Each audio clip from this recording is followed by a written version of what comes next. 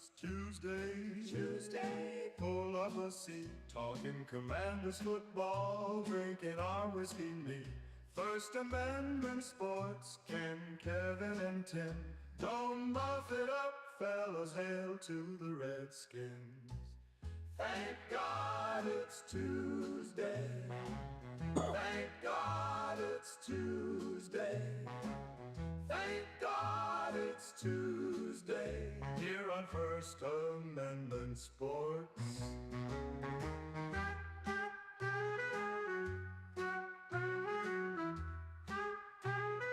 Welcome back to Tuesday. Thanks for being with us, everybody. I'm Ken Meringolo. He's Kevin Ricca. Man, Tuesdays after Monday games suck this year, but we're looking sharp on the screen. It does. It pops a little bit. That 2-1-3. Red, white, and blue. I mean, this is why I always it was like the extra anger beneath the anger for DeMatha. Because I always thought McNamara had the best colors because they were the Redskins colors. But then I was like, yeah, but DeMatha's got red, white, and blue. I mean, those are pretty good colors too. They pop as old announcer guys with old announcer eyes. These colors are great. We can read everything. We can see it from a long distance. This is where my alma mater falls short on Saturday afternoons. Ken Harris, welcome, sir. Those white jerseys with those baby gold numbers with no outlines. I mean, they might as well all just be wearing like no numbers or letters for that matter. EO, thanks again for the opening song. It's gonna be hard to get away from that one. It's very soothing. It's exactly what it is, and it's exactly what we need. Manner of speaking, good evening, sir. Greg Martin, Rhett, of course, EO. Expecting to see some folks here tonight. Derek. Shout out to Keenan Hall. I know once again there's a small gathering of interested Washington Commanders supporters and also basement supporters out there in South Bend. Grab that dollar slice and gather around. Yeah, that's right. How did you know about that? Did I tell you about that? No. You told me? No, the guy told me. The guy told you? Yeah. That's right. Yeah, I forgot about the guy me. told. That's when the guy told me at the same time. And I tried to ask him all these questions about the pizza, and you were like, time out. It's a dollar slice 24 hours a day. Like, that's pretty much questions are over. We're done with the question and answer session. That would have been very useful. Oh my goodness. At Flather Hall at Catholic University. Appreciate everyone. We'll get to all the fine folks who are joining us on the board tonight. Hey, we're 3-5. The Washington Commanders lost again, this time to what I think we would agree is a much better team than the Dallas Cowboys, even though, I don't know, it looked pretty bad. We can talk. Kevin, you do whatever. It is free. You can talk about it any way you want to talk about it. We don't. I don't think we typically don't delve into the X's and O's on these, but I do think there's more to talk about here than after the Dallas game with regard to what we did and what they did and what we did in response. Well, I guess the glass is first half full on this one because I really did enjoy, like we all did, aside from one careening pass off of a visor into the hands of the enemy. That first half was a tremendously. I just love the way what we showed who we are. I loved it. We just came out and played football. Look, man. Second half, the reality of the situation was upon us. They wore us down a little bit. And look, Andy Reid's not going to be held down all day long. A lot of his little quick stuff, we flew around with some speed. I loved it. I loved the way we played. I don't give a shit. You have to rush forward and try and play some type of zone. You're going to get skewered. Those three speed demons cannot be guarded man to man. You're talking about Rice, Worthy, and freaking Hollywood, along with Juju and freaking Travis underneath. It's a joke trying to defend with Andy Reid with the joystick in his hand.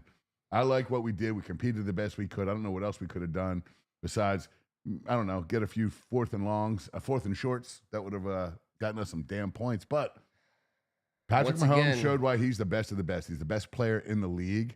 And no matter what we did last night, he had a freaking answer because he's a microprocessor with an arm. And he doesn't have the biggest arm, but he's got the quickest release, and that brain works quicker than anybody's, and he's accurate as shit, and he's just, it's devious watching him play the position against your team.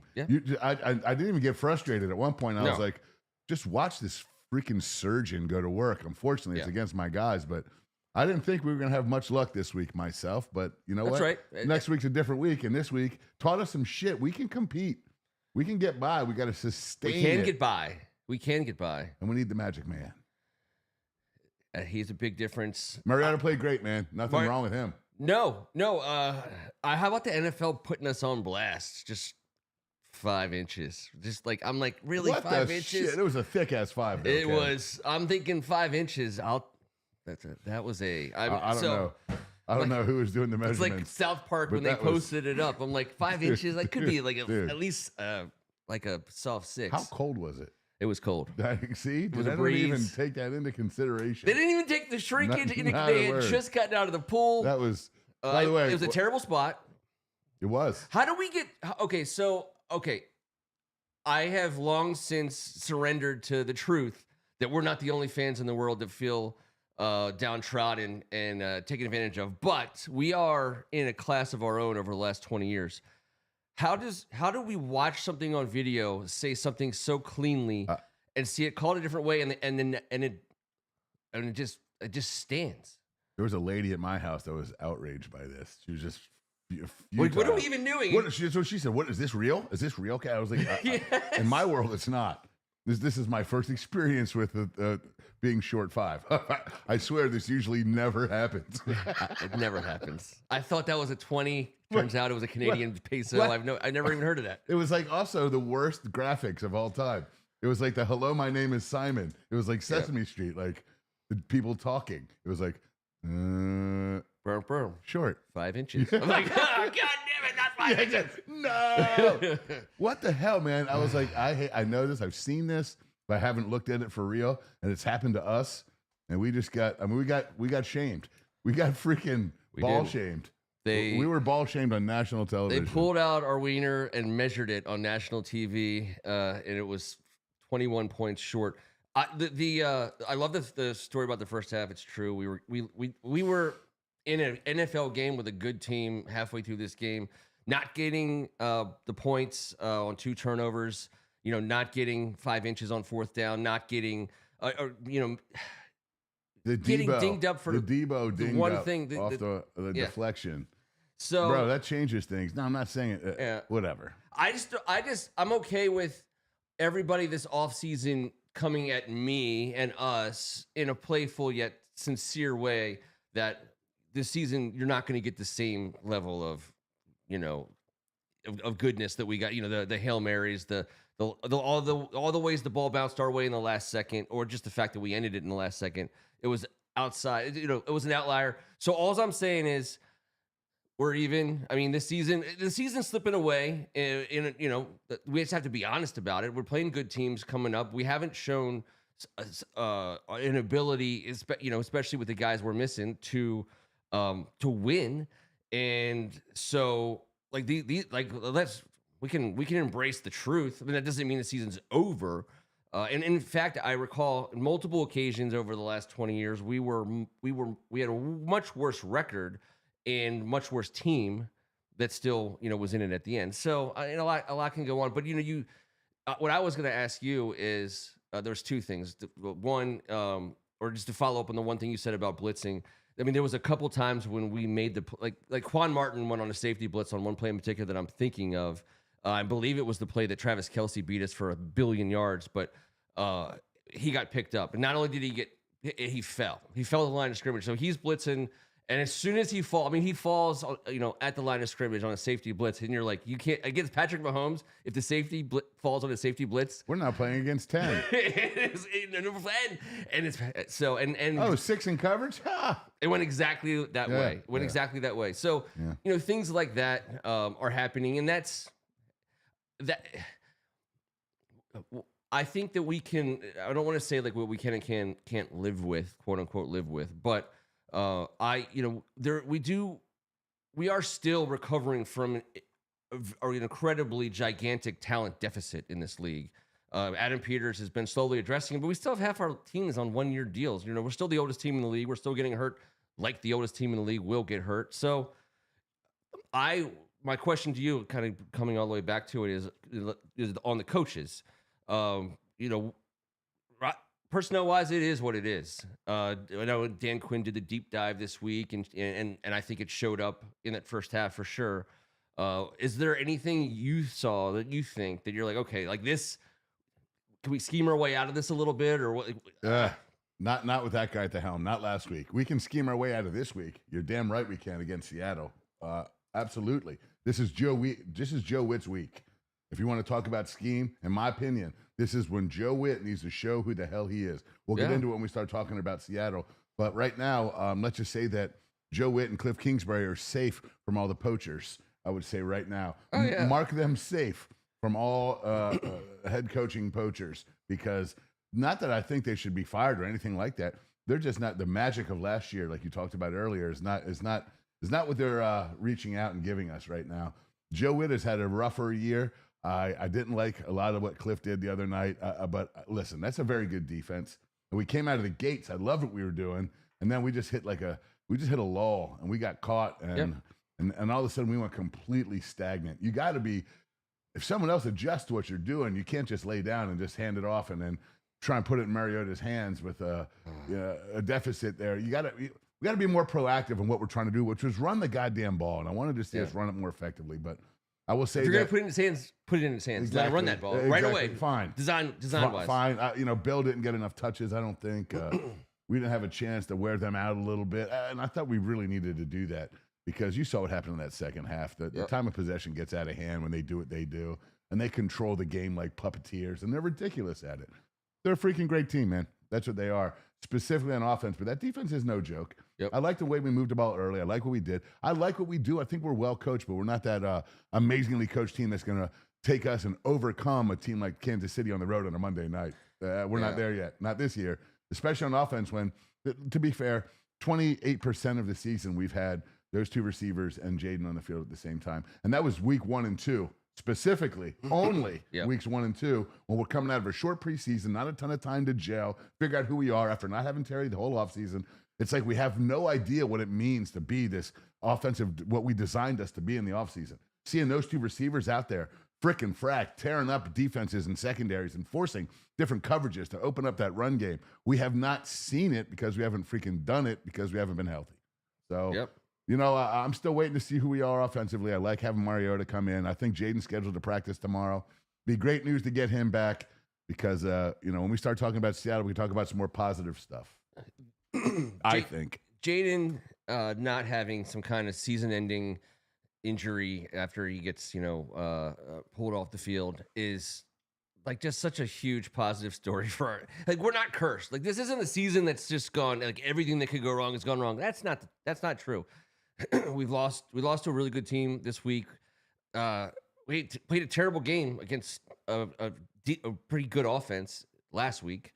And we lost at the buzzer against a team that's probably about the same as us in Chicago. And that's our last 3 weeks. So that Chicago loss is such a freaking... Now we know how they feel. We know how they feel, because, it was kicked to the balls in like a crazy... it was a chop way to the Sears Tower. It was ridiculous. It was not a great feeling. So...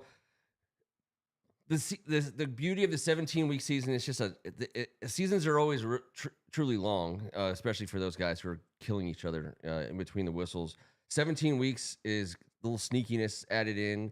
There's a lot of there's a huge middle class in this league still, and now we're just lower middle class. Well, I think we're still middle. I think we're middle. Fine. I do. I'm just going to say. I don't disagree with you. I mean, we're going to have to play Detroit, and I know our schedule is not helping us out, and I don't give a shit. But we have gone up against the top 3 passing yardage leaders in the NFL, 6 of the top 9.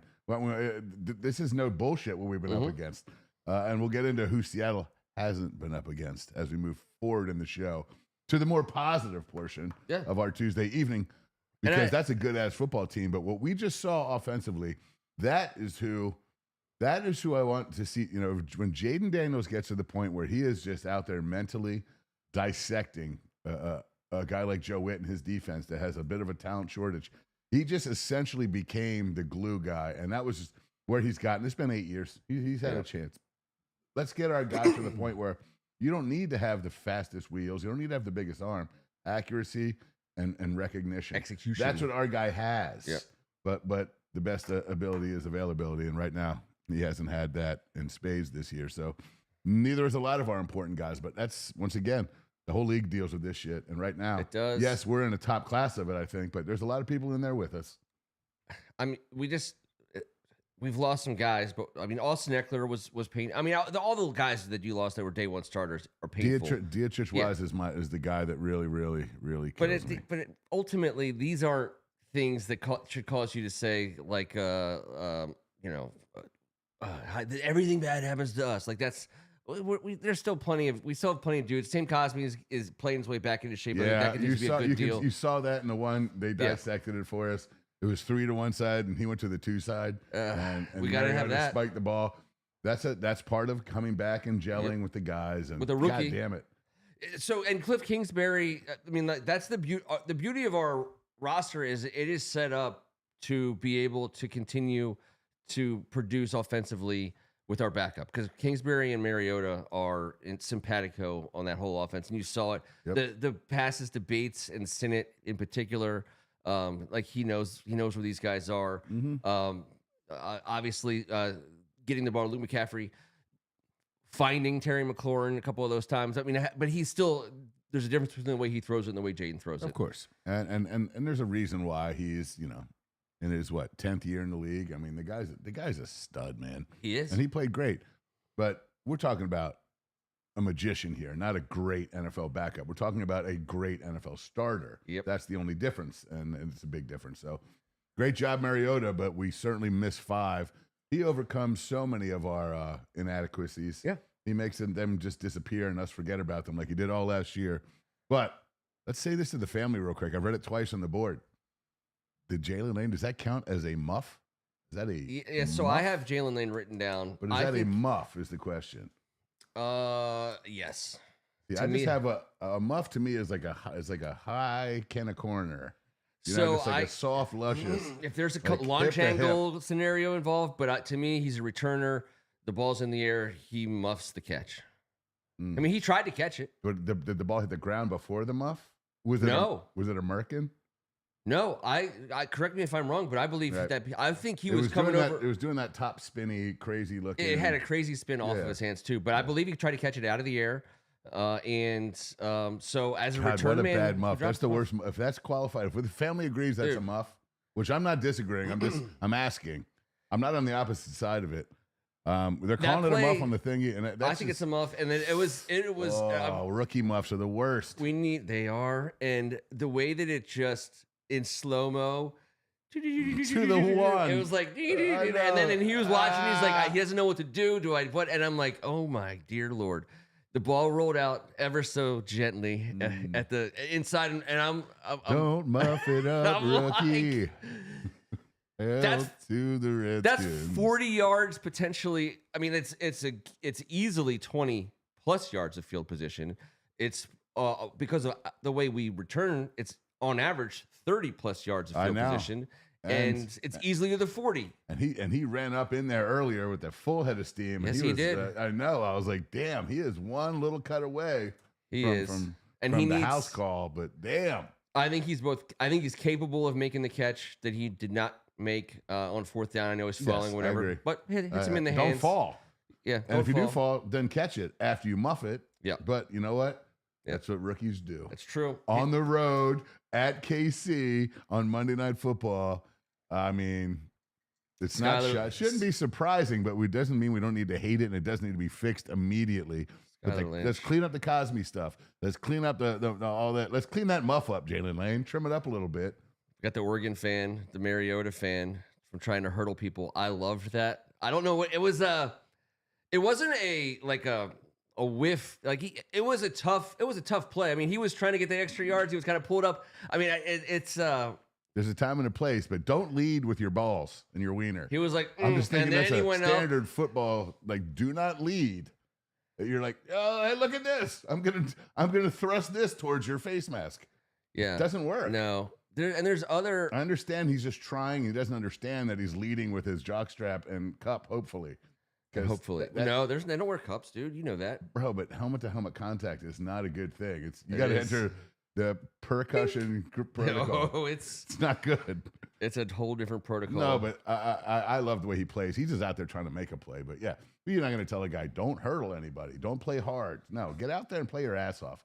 Josh Johnson's got a job to do if you got to go out. But we're not out playing self-preservation. We ran him on purpose to try and win a football game.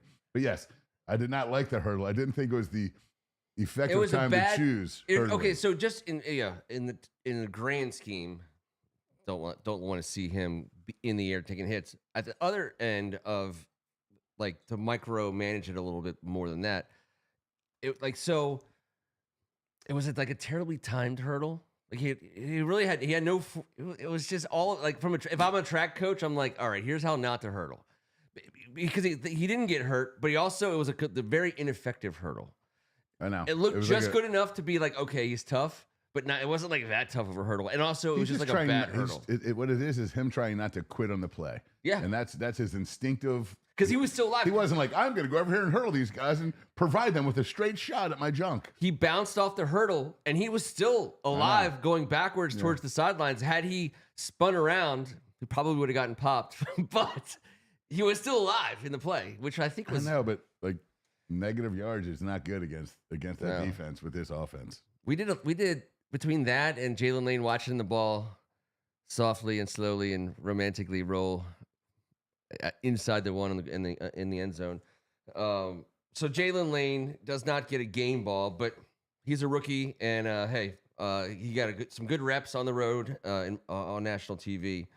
By the way, did you watch any of the Manning cast, or did you stay with Troy and Joe? At halftime, I thought about it, but I was like, we're playing good. Yes, that's where I was. I was like, I don't want to hear all this joking around, and they said the guesswork, and I was like, I don't give a shit about those guys, and it's good. I like it. I like to switch back and forth, but I didn't want to do it. I will say that it was one of the worst productions of Monday Night Football I've seen in forever. Anytime something important was going on in television, they were cutting to somewhere else. That the producer was off. They need to hire Luke Davis to straighten some shit out. And also, they do need Luke. If you make me watch one more commercial, I swear to God, I'm going to lose my goddamn marbles. It is like 2 hours and 53 minutes of bullshit, political, terrible commercials, and 7 minutes real time of actual football plays is what it felt like. Yeah. Last night was brutal. It was the worst I've ever had. Like, I feel like Buck and Aikman are just mailing it in at this point too. They don't have that energy. They don't care. It is not a good product. I hate when we're on it, and I'm finished with it. I swear to God, I will watch it. I'll always watch it. Turn the sound off and have something else going on. Yeah, Last night the World Series was you still had that. I had to go back and forth. Yeah, me too. I was like, Jesus, dude. They come back. And it's like, oh, by the way, the Redskins got a touchdown. And we're going to commercial again. Like, wait, we don't even get an explanation. We didn't get a replay on the fourth down when Mariota threw it away. And I was like, what the fuck are we doing? Well, dude, they don't even come back and show us what we did, which in hindsight's fine. But I'd like to see the replay. People with trucks full of money are like, we'll pay you whatever you want so that we can air outrageous political commercials. 7 days left until the Virginia. We're in Maryland. We get the Virginia midterms. They're horrible. And it's a thing. There was one commercial I had never seen before. Obviously, I feel like I do block. It's like living near a train. And then at some point you feel like you don't hear the train anymore. I feel like sometimes like that with some of these political ads a little bit. I also wish we didn't have to watch Virginia shit, but and DC for God's sake. And DC, that's right. They should be able. And by the way, they can totally tell me like they know exactly where I live and which political commercial I'm watching. But there was a commercial that I'd never seen before during Monday Night Football, like coming out of something that everyone was watching when this commercial came on. It was for the United States Park Police recruiting $70,000 signing bonus. I know. So at that point in time, is 50 too old for this? I was talking to Derek Elphick. We wrote a whole script for a pilot episode and season of us being like, of just us, like it opens up and we're just cashing $70,000 checks. But now we're in the Park Police, and the whole thing is like, what is exactly our jurisdiction? Because like no one ever really knows. You see a Park Police, you're like, do I slow down? Do I speed up? Do I let him by? Can I get a monument? Can he pull people over? I'm trying to protect a monument. Can you write tickets? Like what kind? And then in the park, I don't think the Park Police guys know either. But they're getting $70,000 to sign up. I know there's plenty of places in the district, gorgeous places that I don't want to pull up on a late night and be like, oh, sir, keep it moving. Yes. They're like, you're the Park Police. And you're like, dude, they literally gave me $70,000 for this job.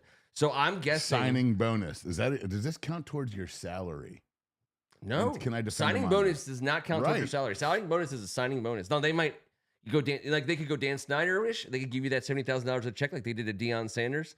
Or they could be like, we're giving you a $70,000 signing bonus. Is there a physical fitness test? Like we're paying for the military. $20 a year. Do I need to like climb a rope thingy? And you know what? I feel like there has to be something, and I think I'll be all right with a couple weeks. But but nothing too significant. I mean, listen, I don't think there's many park police that are going to outrun me at my age.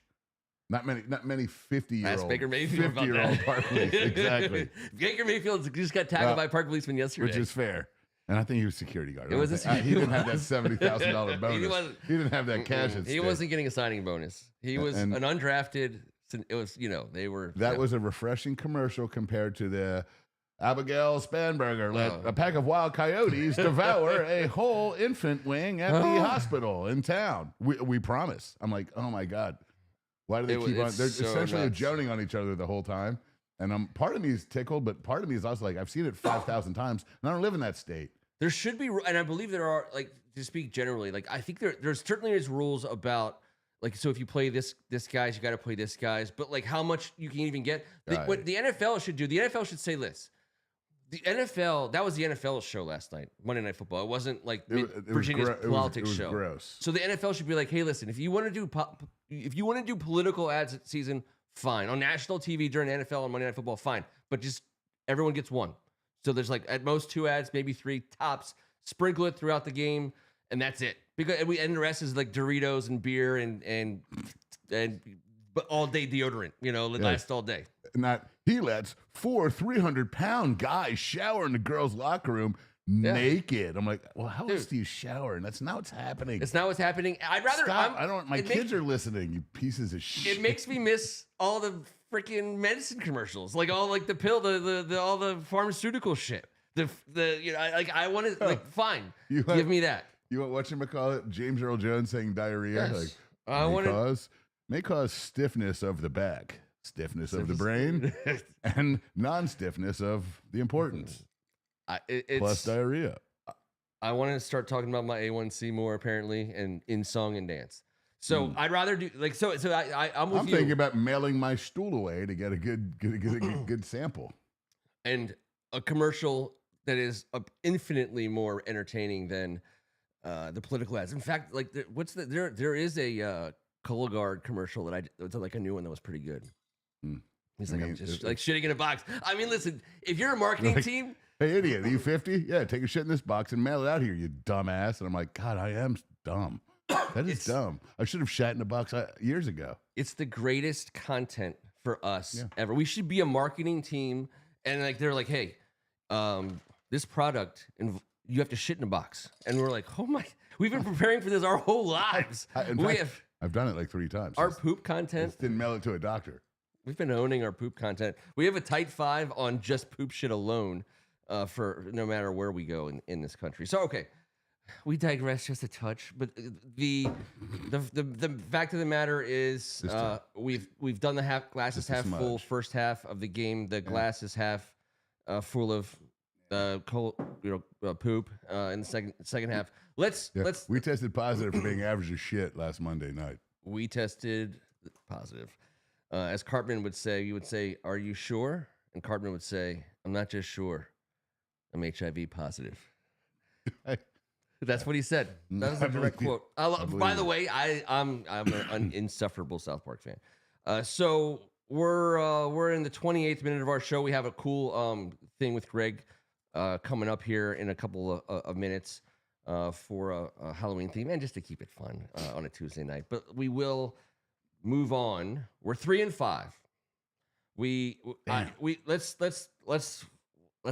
moving forward. We have an opportunity to play this week potentially with our guy under center or in shotgun. So it's still way too early to do like all the permutations mathematically, Kevin. Even though I know you're probably already doing those. I've been permutating for the better part of the day. Don't interrupt him while he's permutating. But he startles easily when permutating. So let's not go through all. I think number one goal, obviously, is making the playoffs. It's either 9 or 10 wins. I think last year we said 10 wins get you in, 9 wins get you to the party. The conversation. Yeah, but I think it was 10. I think there's a 10-win team that didn't get in. So I think we all say we need 10 wins. So that means we need 7 more. We need to go 7-3. Down the stretch, right? Or no, 6-3, right? What are we? No, we're 3-5. Shit, we're in trouble. We're in big trouble. I was Ken. told there would be no permutations. We got to go 7-2. We have to go 7-2 to get to 10 wins. Hmm. So, plotting a course to there has to start with the win. I think as it was already said, we refrain from must win. 100,000%. Refrain from must winning any of the games up to this. We're pulling it out in week 9. We must win week 9. The Washington Commanders must win week 9. Things going our way, Kevin. We talked about that we were going to get to it, and we're getting to it. We have a team coming from the farthest reaches of this nation, crossing the country and playing on Sunday night. That historically is a feather in the home team's cap. We'll just start there. And they're coming off a bye week, so throw that in. It's interesting to me, and I don't mind it. Young coach coming off a bye week. Mike McDonald was my favorite of the coordinators that we interviewed. He took the 6-year deal from Seattle. I don't think Adam Peters wanted to give him 6 years. Also, I think Adam Peters just wanted Dan Quinn. I love Mike McDonald. I love the way they play defense, the way they play football. Sam Darnold has played.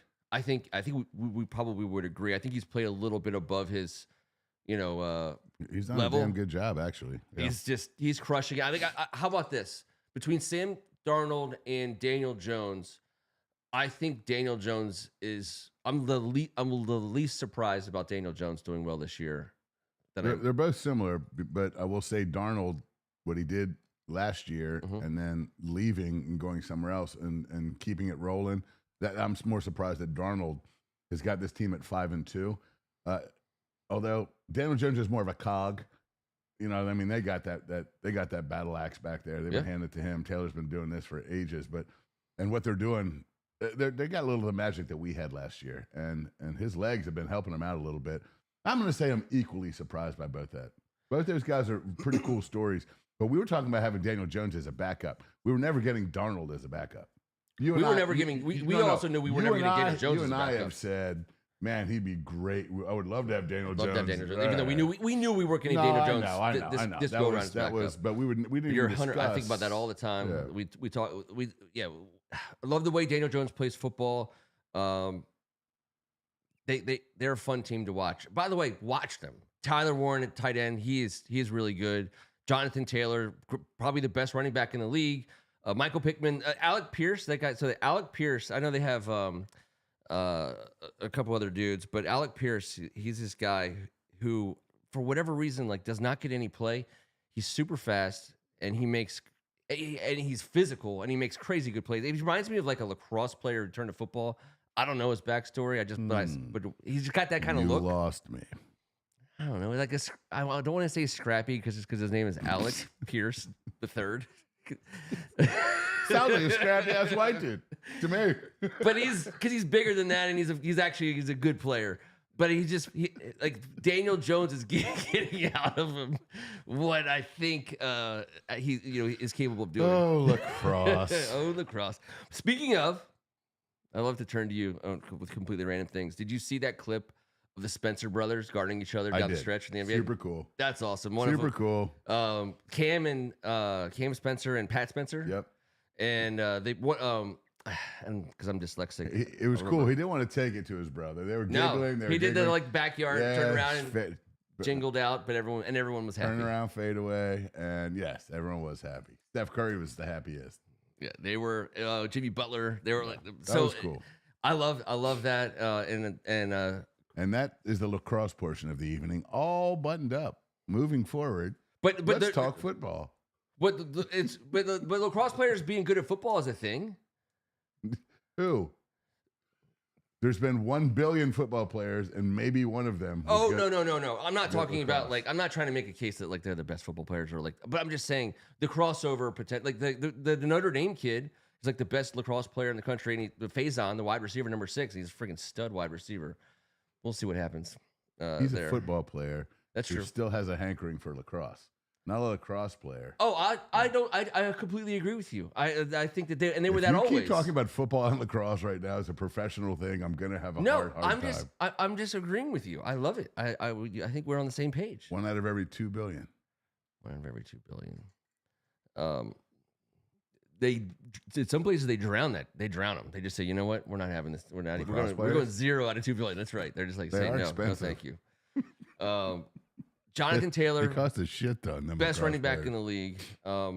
Seattle, what are they? They're bringing Charbonnet and Kenny Walker the third at us. I feel like they've been bringing those two at us for I think we've played against them I don't know. They just seem like they always have those two. Is Tyler Lockett still there? Did he go back? He just re-signed with the left Raiders. Tennessee. Good, because he always did rejoin up with Pete Carroll. Good, and Geno good. Smith. Fair, good for Lockett. Yep. So, but they have Sam Darnold's having a great year. He's throwing to people. We don't. The issue for us, I think, is Sam Darnold is mobile, but he's not really a threat. I agree. That's good for us. It's the number one receiver in the league. That's the threat that scares the shit out of all of us. And you know what? That's where Joe Witt has to exert himself. 1,000%. The next receiver is nowhere near him. We have got to stop him. He's averaging 117 yards a game this year. You can't. That's bonkers. Yards per game, yards. Jackson Smith and Jigba he's a monster, and he is producing at a high rate right now. We have got to shut his ass down, and I'm not sure what Joe Witt's got up his sleeve, but I need him to have some shit up his sleeve because I'm done watching the guy that we know is going to skewer us. Let's get out there and let's goddamn get some turnovers. How about that, Sam Darnold and Smith and Jigba? Got to get pressure on Sam Darnold, which we aren't perfectly capable of doing, and that's I guess that kind of leads me to... I said once every 1 billion. Jim Brown also wasn't like, oh, I'm a lacrosse player, and then everyone figured out that he played everything else. They were like, sir, we see how great you are at everything else. Could you come out here and score 400 goals in one game? We promise to not let these guys bite your ankles. There was some ankle biting. The Seattle Seahawks on Sunday night presents an opportunity that we have to beat a good team, beat an NFC team, reset the narrative. The unfortunate thing is we're still, even when we win this game, we're still losing records, still chip on our shoulders, still about to host Detroit. So I know, but that's all right. We can go week by week. We're not afraid of that. We've done that shit before. It starts getting on a roll, and I like the roll we started off on that first half. We just didn't have enough. You need more. You need a 2-piece and a roll, and we needed that 2-piece in the second half. Let's get this shit going at home. It is Art Monk Day. That's not the only reason, but I'm talking about as fans. This is stuff that's really important to us, and I hope this message is conveyed. They're going to honor the guy that embodies class more than anyone, the greatest winner, the biggest stud. They're going to honor him. This is Art Monk Day in town. This is not a day that we lose. This is not a day we can lose. It's not a game we can afford to lose. And I believe we're not going to lose because this defense, the number one against the rush defense. And I was like, is that possible? This top 10 defense? I'm like, Seattle? I know our guy can coach a little D, but I also know this. They have not played a top 10 offense. They have not played a top 10 passing offense. They have not played a top 10 rushing offense. They have not played against a top 10 rusher, and they have not played against a top 10 pass. Sorry, they played against Baker Mayfield, number 6 individually in passing yardage in the league, and they took an L and gave up 38. This is a defense that's not out there. Dude, I'm sorry. Against the rush, San Fran's 30th, Pitt 25th, New Orleans 28th, Arizona 20th, Tampa Bay 24th, Houston 17, Jacksonville 14. The best rush defense, the best rushing offense they've gone against is middle of the pack at best. They have not seen shit. They haven't seen anything like we're going to bring physically, I don't believe. I think this is the reason because, goddamn, their special teams and ours are all top 5 in everything. No reason to get into it. Name something we're good at, which is every special team statistic. They're right there with us. Organizationally, they've always prioritized special teams. And as long as I can remember. They're great at it, and so are we. We're better than them in kickoff return. They're one better than us in punt return.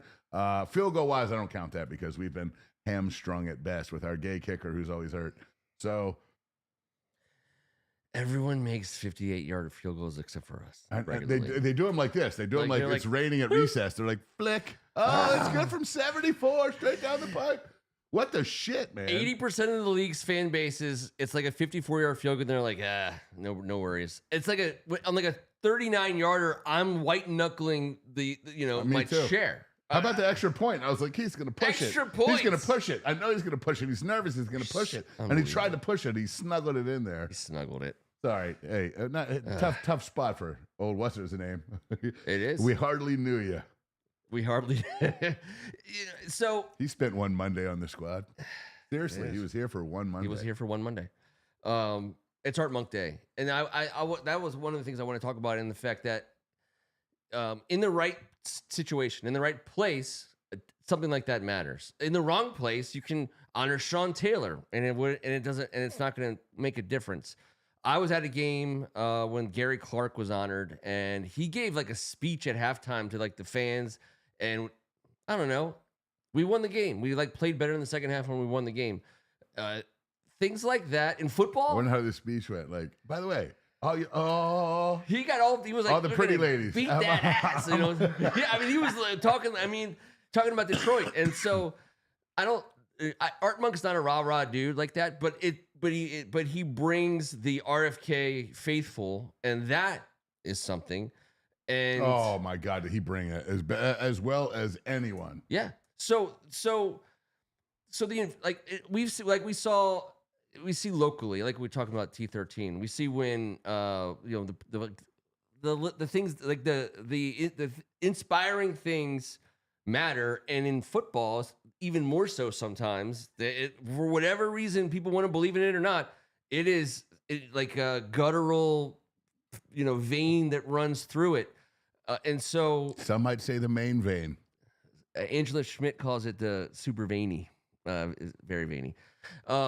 She's also related to Greg Blue Venus, which is shocking. Yes, it's true.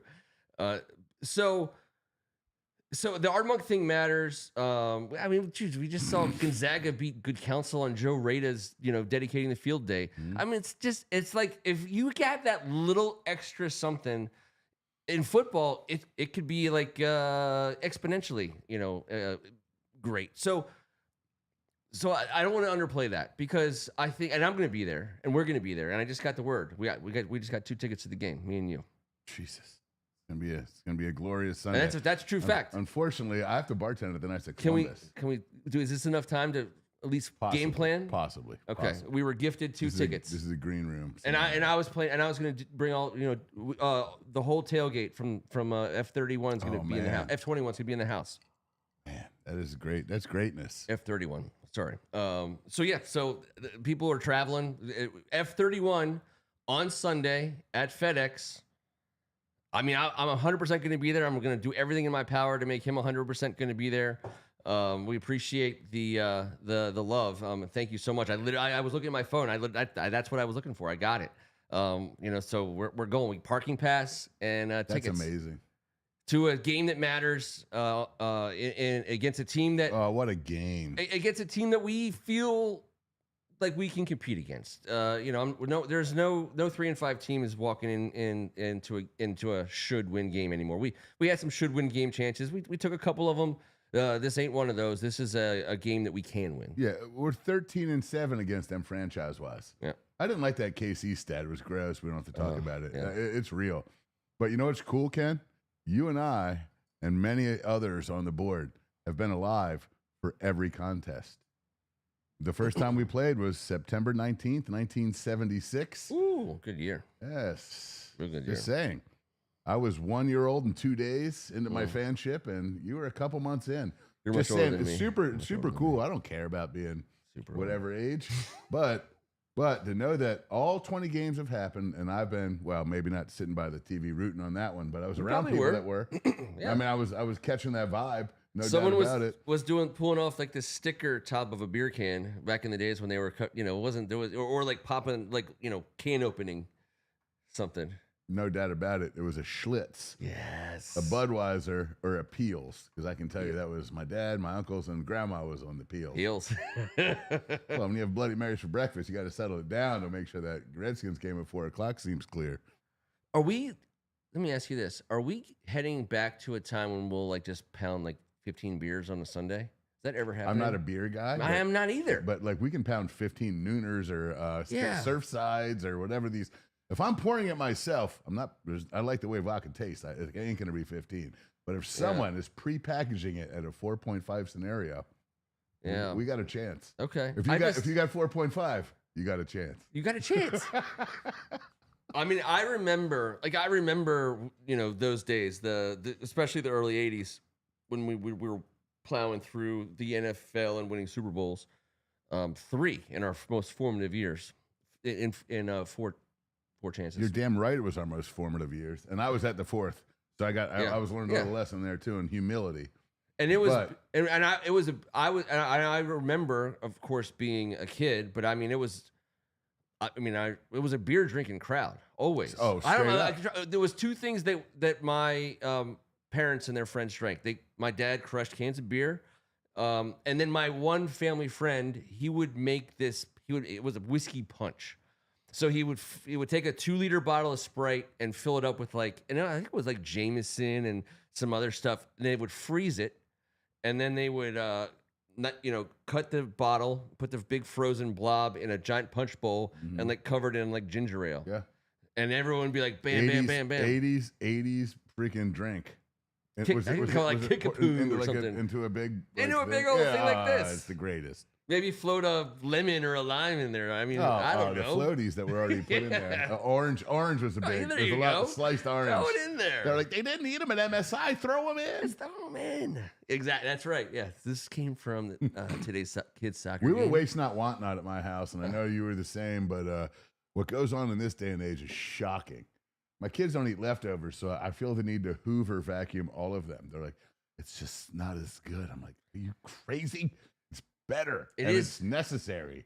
It is better and it's necessary. Yes. So there's some foods. It's necessarily better. Especially, but you know what? I also think that, because I run into the same issue. Like my son will eat anything and he's gotten better at it. My daughters are a touch more picky when it comes to that. But it's a generational thing. My grandmother, remember those little tubs of butter? They were like this, just the round tubs with Promise or whatever. Country Crock was how we rolled. And it wasn't butter. It was not butter. Whatever, margarine here. Well, whatever there's a difference. was. I'm a Land O'Lakes for lifer. Yeah, coagulation. But my grandmother had a closet, but she must have had a closet. They might have had to build a shed for the stack of those. I mean, you talk about never throwing anything away. Exactly. And they were for one thing. They were for leftovers. Everybody went home with a little butter, an old butter tub full of something. And it had a little section of some corn and a little section of some potatoes and a little section of maybe there's some chicken, whatever we had. And it was the bam, same bam, exact there shit. you go. Same shit. It was the best. Usually there was a Jello involved that had little mold. The maybe Jello some mold. Walnuts in the there. The green one or the red one was thrown in there just so as not to. If it was. I was a marshmallow. If you put marshmallows in the Jello, I can't stand it. I'm okay. But once you say part of almonds or some random shit, strawberries, I hated all Jello shit. I don't want to chew Jello ever. It's the grossest. I've done a bunch of Jello. I gotta be honest. There's nothing worse I've ever eaten in my life than when I remember going and microfiching it at a young age, and I was like, it's boiled bone and marrow, and they were like, no, it's not, and I was like. Oh, yes, it is. That's what it is. That's what Jello is. That's why it tastes disgusting. That's why they put marshmallows and nuts in it. But red, everyone knows red's great. The red. Trust me. The initial bite, or grape. You're like, I'm not sure about this consistency, but that's a nice flavor. Yeah. And then after the second bite, I'm done. I don't know how people can eat it. I can't. It's so gross. When it was... cut up hot dogs and macaroni and cheese as the main dish. My whole family ate it. I'm not acting like I'm above it. But my whole thing, and this is where, as the oldest, I got thrown into some tough union scenarios where I had to go against management, and I had to be like, "Hey, listen, here's the deal. Everyone, you're killing it with the macaroni and cheese and the hot dogs, entree. It's a game changer. Never change. But here's where we had a problem. You're throwing applesauce on the side, which is fine. We love applesauce. I'll take it by the barrel, but then you're giving us Jello for dessert, and everyone. So that that's cheating. It's cheating. Don't take a dump on my knee and tell me that you just didn't take a dump on my knee. I'll eat the applesauce. I don't want Jello for dessert. I want Jello for if I'm dying And I just need to eat 2 bites of food to survive. I have to like think about if I want to eat that Jell-O or not. Let me tell you how management responded to my complaint. The next night we had Jell-O as a side and applesauce for dessert. So they were like, "We'll see." You know what? I said, "This makes It's boiled skin and bone, Greg. It's boiled down skin and bone that gives it that gelatinous, skinny flavor that only Ed Gein and a couple Buffalo Bill. Yes, there's maybe it's Hannibal telling. Lecter. These guys essentially like the originators of loving Jell-O. Jell-O shots was a sneaky way to get Jell-O into my life, but I was never a big Jell-O shot guy either. No. There's just never felt like I was doing anything of substance. No.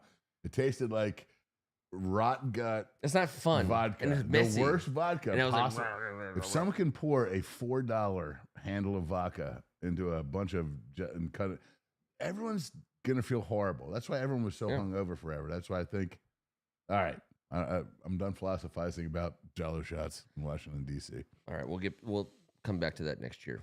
What a horrible creation, and God bless America and everyone else that likes it. And I'm not mad at you. We ate it at my house relentlessly. It was always around. My grandma, my aunt, it was nonstop. But when it would jiggle a little bit, you know that little jiggle, you're like, oh yeah, that's what I feel like it does to my stomach in like 9 hours.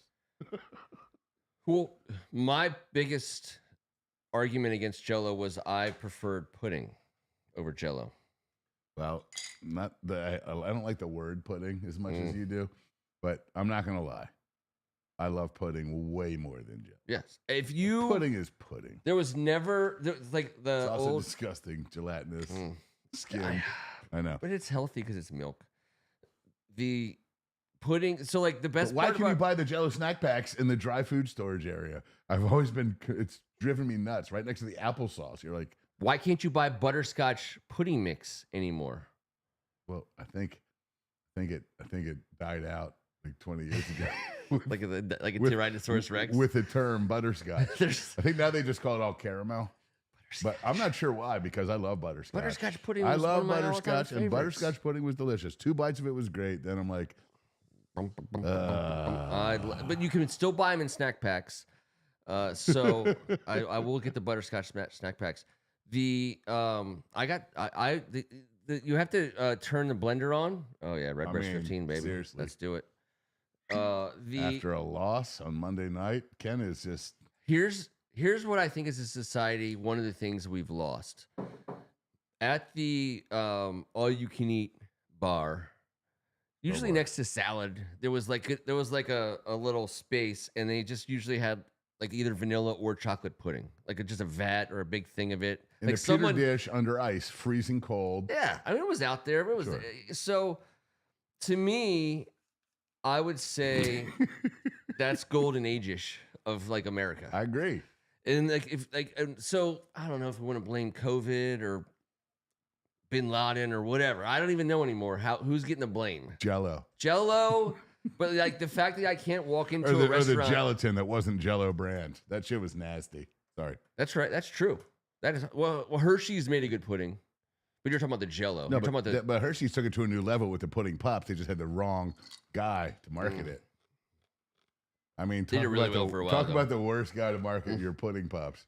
I think Subway also had a bad experience. Oh, they're like, oh no, oh no. Yeah. The now all I can think of is bad jokes about that. But anyways, all right. So, how about this? Let's do it. Let's do some Greg Martin. I just pissed Greg Martin off. He's a Jell-O lover. I'm not. My family loves Jell-O, Greg. I'm just saying. I'm the outlier. We did Jell-O because every family does Jell-O, but It must be Jell-O because pudding don't shake like that, right? That's right. Is that what they say? That's what they always say. Oh, that's what I thought. And I don't know. For me, I also associate Jell-O with being sick as a kid. When I was sick, my mom made Jell-O. That was like if you could eat some Jell-O, you could keep something down. I don't know why. To this day, I think back about that, and I'm like, so let me get this straight. Let's just put all this in order. I'm sick. I can't go to school. I have a fever. I'm clearly have been overcome by some kind of microorganism in my body that's tearing me down, and you're like, eat this Jello. See, like that's kind of crazy. My mom and I shared the Jello thing, so I know this. I got saltine crackers and Canada Dry ginger ale. Canada Dry staple. You had to. I love and saltines, and never was it the premium. It was always the store bought. Yes. Non-brand saltines are my favorite. Yeah. The branding ones, they just don't have that oomph, that kick, that salty salt that you're looking for. Yep. That was it was Barker's Beauties. It was Hot Lips Houlihan. It was Canada Dry and 2 sleeves of saltines, and everyone was gone. I'm the oldest of 6. There was no one in my whole house. I felt like Kevin from Home Alone. It was the best day of those were the best days of my life. Price is Right MASH. Three's Company. But I wasn't allowed to watch it. So if I got caught, my mom was like, if you watch Three's Company, I am going to spank your ass. I was like, oh, God. Oh, fine. Looks like I'm taking an ass spanking. It's Chrissy. It's still the Chrissy years. Vicks Rub is 100%. By the way, Ken, my mom, it was Vicks Rub at night, Vicks Rub in the morning. She'd be like, Vicks Rub them twice. Got them Canada Dry, got them. And Luden's cherry-flavored cough drops. Okay. If anyone remembers Luden's, they weren't cough drops. They were the most delicious cherry-flavored candy of all time, though. They were delicious. They were just like lifesavers. They were like cherry lifesavers. I knew a million kids. Oh my God, Luden's! Get back into my life. They were. I mean, they were like the Zins of our time. You know what I mean? Like we were doing Luden's, like people are doing Zins now. I don't even know what Zins is. You do too. You know what Zins? I know, but I didn't know it was like just. I don't know. It's. I didn't know it was like nicotine, like in a thingy without the. People are doing. Yeah. I know people just wake up in the morning, Zin, and they before they go to bed. Wake up in the morning, got the yearning for Zin. Zin, yeah, right. Yes. Is that the 37th chamber? Does that happen 50 years after it dropped? Probably. Maybe. That's the Jizza. It is the Jizza. He has the foresights on this. Maybe that's why they said it. I know we're talking about pudding, and we got a horror movie draft coming. And by the way, I do like the way he put it. No, Greg he just said he hasn't started it yet. Oh, no, he hasn't posted anything. We're just getting into it. Plus or bonus round, board votes, which movie they'd rather see. All right, so he's going to set it up for us. But while he set that up, I do remember I trained Robert back onto my train of thought. The TV shows when I was sick at home that I remember vividly, and it was some, because you were like, you have to tune into like 20, 45, 50, little WBFF. You got to go and then to the 20 or to the 50. Benson. 54. I used to watch some Benson. Love Benson. Oh, Benson came on. Benson was a cool cat. There was a show called Soap, which I didn't really know a lot about, but it was on. There was pretty ladies in it. There was pretty ladies in it. So you had Benson and Soap, which I didn't know a lot about Soap, but there was Benson, Mr. Belvedere. I watched the Mr. Belvedere. Reruns? Yes. They would run those reruns in from 10 a.m. to 12 p.m. You know what I mean? Just in the middle of the day, just random reruns on those the network affiliates. Like, what are they going to do? It was either that or, paper. I was like, Mom and Dad, we're not getting a 55-year-old obese British dude to come in here and butler his ass off. Wesley, what's wrong with our house? Wait, our house is so boring. We don't even have Mr. Belvedere. Everybody has an English butler, Mom. It's pretty much known. I used to know he's Bob Uecker. Bob Uecker would never lie. By the way, the fact that Mr. Belvedere survives to this day, I think in our generation, everyone knows who it is. Bob Uecker, man. He was the main character. He was he was the lead actor. God damn, I love that guy. Mm-hmm. All right, you ready for the first question? You got it? Pick a holiday that's not Halloween or Christmas on which your horror movie takes place on or around. Not Halloween, not Christmas. What's the holiday? I will give you the first pick of this one. Man. All right, well, I like summertime horror movies. Okay. And, there's more chances for skinny dipping, which you kind of have to have. I'm going to go 4th of July. Ooh. All right. They go on the patriotic. Oh, yeah, Jefferson's for sure. Sanford and Son, yes. I watched Sanford and Son, but I didn't know. I didn't know. I love all 3 of those. But I knew Good Times. I knew Good Times in and out. My dad loved Sanford and Son. Was like, get in here. Yeah. I love the Jeffersons and Good Times. I was a Good Times guy. Yeah. thought the when I hear that Good theme song, time. Like, come on, it was great. What's happening was What's happening now? and what's happening I know now, both of them are great. But like I sit on the toilet that way. Shout out rerun. That's how I go to the bathroom. When he does and he's like trying to run to catch the truck. Raj and rerun. Miss Shirley. Miss Shirley. Yeah. So those were also shows. And then of course Price is Right. I mean, Price is Right was Barker's number one. Beauties. Shout out Diane. Diane Parkinson. I have one tattoo. Has nothing to do with Diane Parkinson. But it is a tattoo. It's a cross because. All right. So you said probably because you said July 4th. I just went with July 4th. Yes. What do you got? I too I like the summer, but I don't want to go July. I mean, obviously, I cannot go July 4th. I don't know that there's any other big time. I don't want like Thanksgiving is kind of like Planes and Trains and Automobiles has kind of got that one cornered. So it's not Halloween. Not Easter's Christmas. not a great horror movie week. No, it's really like we already got. I mean, as a It Catholic, already happened. we're already doing it. Just saying. We're doing the whole thing. If you We're raising think people that from the Planes, dead. Trains, and Automobiles has Thanksgiving, you know that Easter's been has been claimed as well. South Park and Jesus have that covered. Got it. All right, so I need, but I wanted some warm weather because I'm gonna go like campy, and you have to have bathing suit scenes. So I know. Let's go with June, July, August. Keep going. I mean, President's Day. Are we going like I don't know.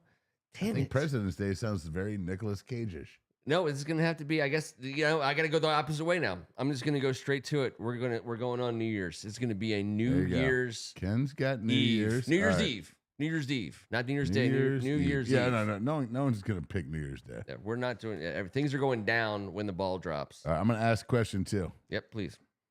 What actor would play your horror movie villain? Mm-hmm.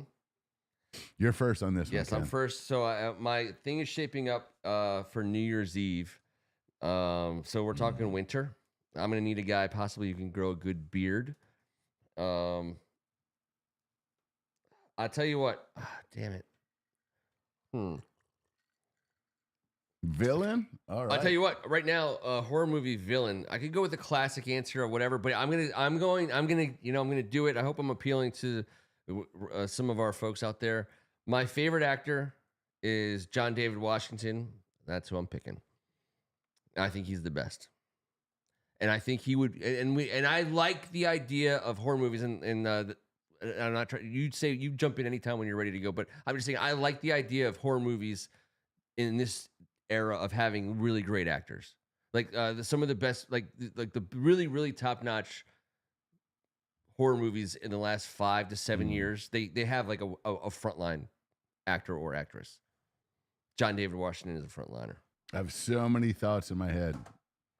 Yeah, you can go. Yeah, because you can go like somebody who just like, plays a great character. Yeah, or someone who just like looks like you go to like Foxy Shazam, lead singer. He just has that crazy look. Eric Nally. I know. And you're like, I believe he's a bad him. dude.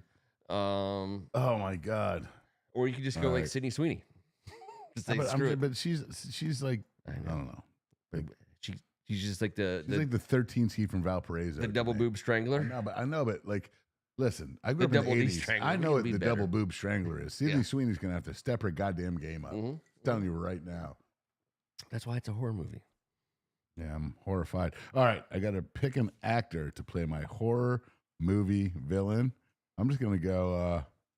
Gonna take it to a whole new level take it here. to a whole new level. You just gave me some fire. Yeah, I'm trying to be inspirational. I know, I appreciate you can it. Go, you can go comedic. I mean, the Zach Galifianakis route, and he could, and you don't suspect Jack Black, Goosebumps type scenario. Can this person be? Is it all right for you if this person's alive or dead? Do we have to don't make care. him alive? No, we can. This is an actor. You can say anything. No, I'm gonna go with alive. It's easier. Let's stay with alive. Moving forward. Sylvester Stallone. No. God damn it. Tom Hanks. Oh my God. No, it was going to be something low pro though. Bradley Pitt, George Clooney, Matt Damon, Ben Affleck. No. I like those guys. Those guys are all nice, but I'm going to go with. Damn it. You go like the hiring the coordinator level route. I know. I can't TV. get Val Kilmer out of my head because I love him so much. He was my guy. He would be but great. He's no longer with us. Yeah. Tom Cruise. I'm going to go with another weird. I'm just going to go with I'm going Ethan Hawke as my villain. And he's doing. I know he's a villain. Yeah, okay. He's villainous right now. By the way, I'm going to watch those two movies. He's villainous right now. Did you watch that movie or those movies? Nope, but the second one. Yeah, I'm gonna watch because Aaron saw the first one and was like, we should watch it. Okay, I love Ethan Hawke. What's your favorite Ethan Hawke movie? Training Day. It's good. I'm trying to think. I mean, I've always Gattaca is always like something that like stands out for me. And I believe I'm saying it right. But Katika? Katika.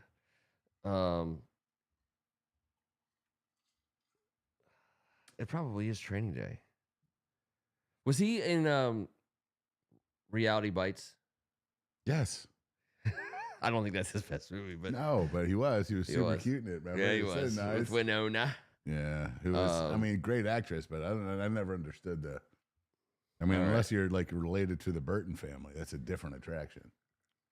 I love Winona. She does it for me. I don't know what it is, but yeah, I'm a Winona guy. Oh, and I always have been a Winona guy. Man. All the way back to like Beetlejuice. I'm a little. That's all the way back to Lucas. That's dark. Now you're getting dark. And I didn't discover her in Lucas, but you remember she was in Lucas. And I don't know if that was her first movie or not, but she was. Neither. All right, you're up on the third question. What makes this villain stand out? Appearance, ability, killing method, backstory, supernatural, etc. All right, so you're first on this one.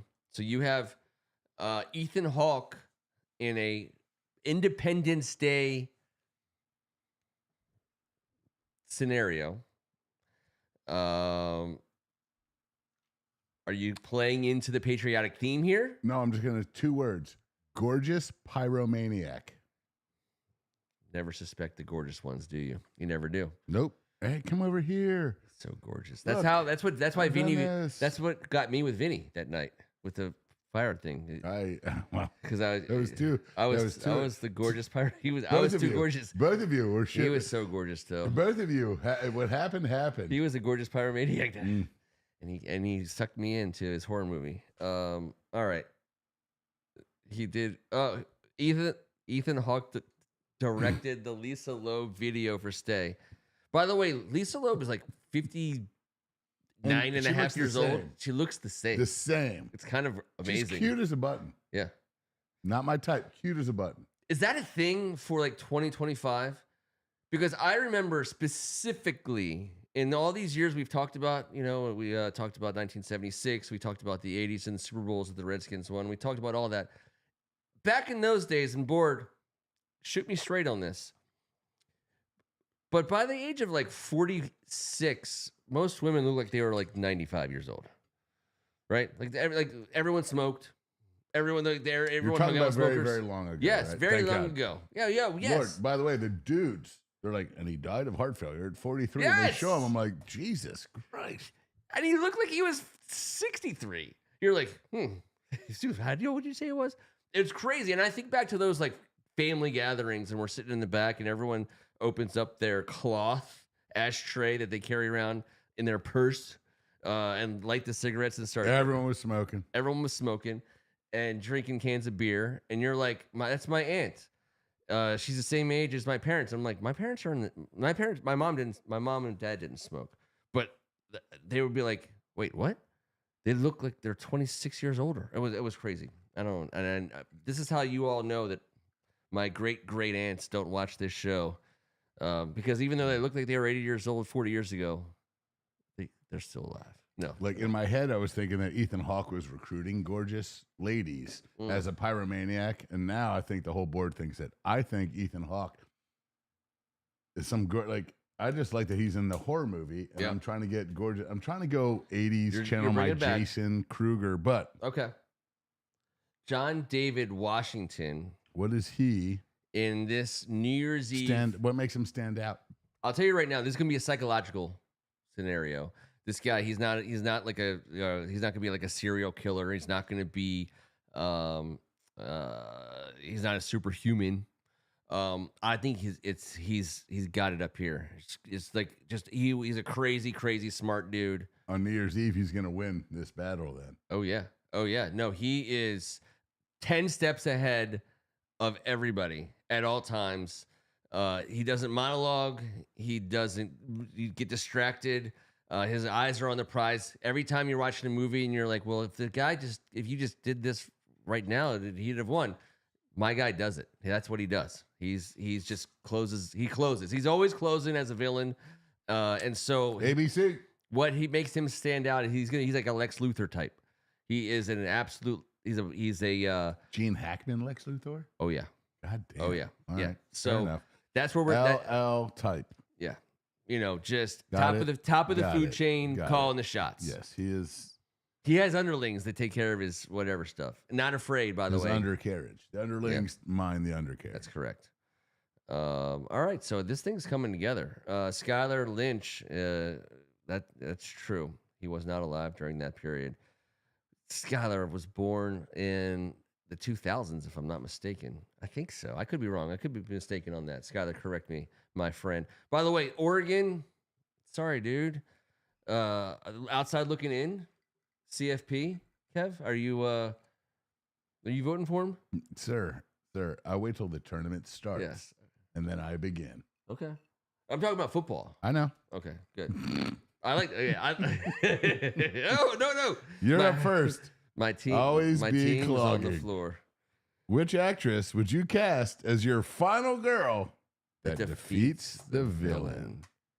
All right. Well, this is. Oh shit! You're right. This is me. All right. So, the final girl that defeats the villain. Hal. Oh, 97. All right. Yeah. You're coming up on 30. You're gonna be old, Skylar, very soon. Nah, you're doing great, buddy. Hang in there. Which actress would you cast as your final girl that defeats the villain? So this indicates one of two things. I mean, obviously, this guy's just like going Andy Kaufman style and wrestling women, in a nonstop women's wrestling, type movie. I don't think that's what we're doing with John David. So this is going to have to be an actress that beats him at his own game. This is a mental wrestling match. You're gonna have to really reach deep down. Not the skinny dipping scenes from Friday the 13th in 1985 that we're used to. This is going to be a whole different situation. All AI. But it's AI skinny dipping. Picture that. There's an orca. There's a lot. There's a tiger shark. And definitely a 7-legged starfish. Imagine artificial intelligence swinging out naked on a rope over a lake. And think you're seeing what I'm seeing. Oh, God. All I feel right. like Tarzan meets the year 2327. This Greg is goading me into picking Sydney Sweeney for something, and I'm not going to do it. Not doing it. She is not believable as as a character who could defeat John David Washington, the very actor who will someday portray me in a movie. And by the way, let's be honest, her boobs really aren't even that big. I just think they're great. Fair. That's fair. That's all I ever said. No, that's fair. I'm not saying they're not great. I'm just saying. I'm like, come on. Like, saying. Like, no, exactly. No. If you grew up in She's the not 80s, Morgana. Dolly Parton would be covered up every square inch. And she'd be on a special, and like the whole room would be like, and I was like, why do they love her so much? They don't even like country music. I am so confused. Fast forward 8 Thanksgivings. I was no longer confused. Did you ever meet But Morgana, the Kissing Bandit? I saw her. She got Cal Ripken once. I wasn't there, but it was like a really big deal. But I worked in a minor league baseball stadium. I've met Morgana. I'm calling it like it is. I have a frame of reference. I have a point of reference and a frame of reference. By the way, the real portion of Sydney Sweeney, that's what I love. I'll be honest, I do not like the plastique that is infiltrated the Atlantic Ocean and inward. Yeah, I can't do it. The plastique, the plastique, the microplastics, the fake boobs. Yeah, me neither. We grew up at the right time. Yeah. I love real ass women. I don't give a shit. There's nothing better. Anyone that gets anything cut up that God created is bonkers to me. I don't find it to be okay. To each their own. And by the way, I'm sure they're really horrified that I'm not attracted to them. But to be fair, we're having a counterpoint, and you real ass women out there are the most gorgeous. There is no BBLs, no touching anything, no knives, no nothing. Stop it. Now that's for them, not for me, obviously. You do what you need to do down here, Mr. Meringolo. Yeah, we'll get to that in a heartbeat. But you better pick a female villain. An actress that's going to do it. The actress who's going to defeat John David Washington in the final, calculation here in my New Year's Eve movie. I'm trying to think if there's like a. All right, so here I love it. I'm gonna go with Morena Baccarin. I have no idea who that is, but I'm writing it down. She was Diana in the revamp of V. Did you ever watch Homeland on Showtime? I believe so. She was the wife. I'm never gonna get brunette. This. So if you saw her, you'd recognize her. She's been in a million. She's been out there for a while. She's obviously very attractive, but at the same time, I love her. I love her ability to play a psychopath. And I think she has to be the one. I think that's what she has. I don't think you're saying the final girl that defeats the villain. In my movie, they're both villains. That's the twist. Got it. It's a villain versus villain, and Morena Baccarin apparently defeats my John David Washington, according to Greg Martin. Go ahead. Damn it! I had one already picked, and I forgot that. All right, I'm just going here. This is who is defeating weird ass Ethan Hawke, who's the pyromaniac, and this is the gorgeous woman that's going to do it on the 4th of July. Tina Turner. All right, so we're doing Tina Turner. I went Tina Turner. I just Googled if she's with us. We missed Jamie Lee Curtis. No, on purpose. I did. I missed her. No. I just read this. Listen. Dang it. Tina Turner is still Jamie with us. Lee Curtis. Ken Meringolo, since we started doing this, has said every night, since T told him he was tight with Jamie Lee, we've all adored her, not because she's a gorgeous lady, because we know what type of brain she's got. Yeah. She's gonna be in this show someday. She's going to be on the show. And I love that. So I don't want to. Yeah, that's happening. Yeah, obviously. Of course it is. The team mom, for goodness sake. Which we haven't talked about because we haven't really told her yet. And guess what? Ken Harris. I also promised Ken. I just can't. I also promised my wife. I can't pick Selma Hayek every time. She might think it's a little weird, but I'm just gonna say it. There's no one like Selma Hayek. Anyways, Tina Turner's badassery, Mad Max. Okay. What I'm looking for in the 4th of July is a guy that everyone wants to freaking kill. Yeah. Cate Blanchett's great pick, Dylan Marangolo. Yeah, I agree, Dylan. She's got that. She's dealt with it on the open seas. She can do anything. I know she can. She, by the way, is one of my all-time favorites. I can't believe I didn't think of her, although I'm pretty okay with Morena Baccarin. But Cate Blanchett, do you have a favorite Cate Blanchett role? No. Okay. I wouldn't even know. I just know she's a cutie pie. Ana de Armas, and yes, you, my friend. That was the obvious to me. But to me, I think she is. I don't know who these people are, and I want. You know Ana de Armas. You've seen her before. She was in a Daniel Craig James Bond movie, and she was super hot in that. But she did Knives Out. Did you watch that one with Daniel Craig? Which is interestingly two Daniel Craig movies. Yeah. She did a movie with Keanu Reeves a couple years ago. You've heard me say a million times. If there's British accents, no, she's Cuban. I know, but she was with Ben Affleck for a long time. Which I'm not talking about behind the scenes. I'm talking about if the show. Oh yes, has British accents in it. Understood. I'm sorry. I don't know what it is. Need to put the subs on. This happened over the pandemic, and I didn't realize that everything had British accents and debauchery and lots of clothes and curly white folk. Speaking of things that happened during the pandemic, which was when my kids were in the house streaming a lot of shit, everything had the subs on, which I didn't call them subs at the time. I called it closed captioning. but it's subtitles. Did you just do a British accent for Closed captioning? I was like, it was the closed captioning. I now call it subs. I'd be like, turn off the closed captioning, and my kids would be like, we have to keep the subs on because otherwise we can't hear what they're saying. And I'm like, all right. And they're right. It helps. Keep it down when the dispensary's calling. Yes, we need the subs on. So, but then the first show that I ever put the subs, because then now I drew a line and I was like, I'm never putting the subs on anything. I'm just turning it up. I don't care.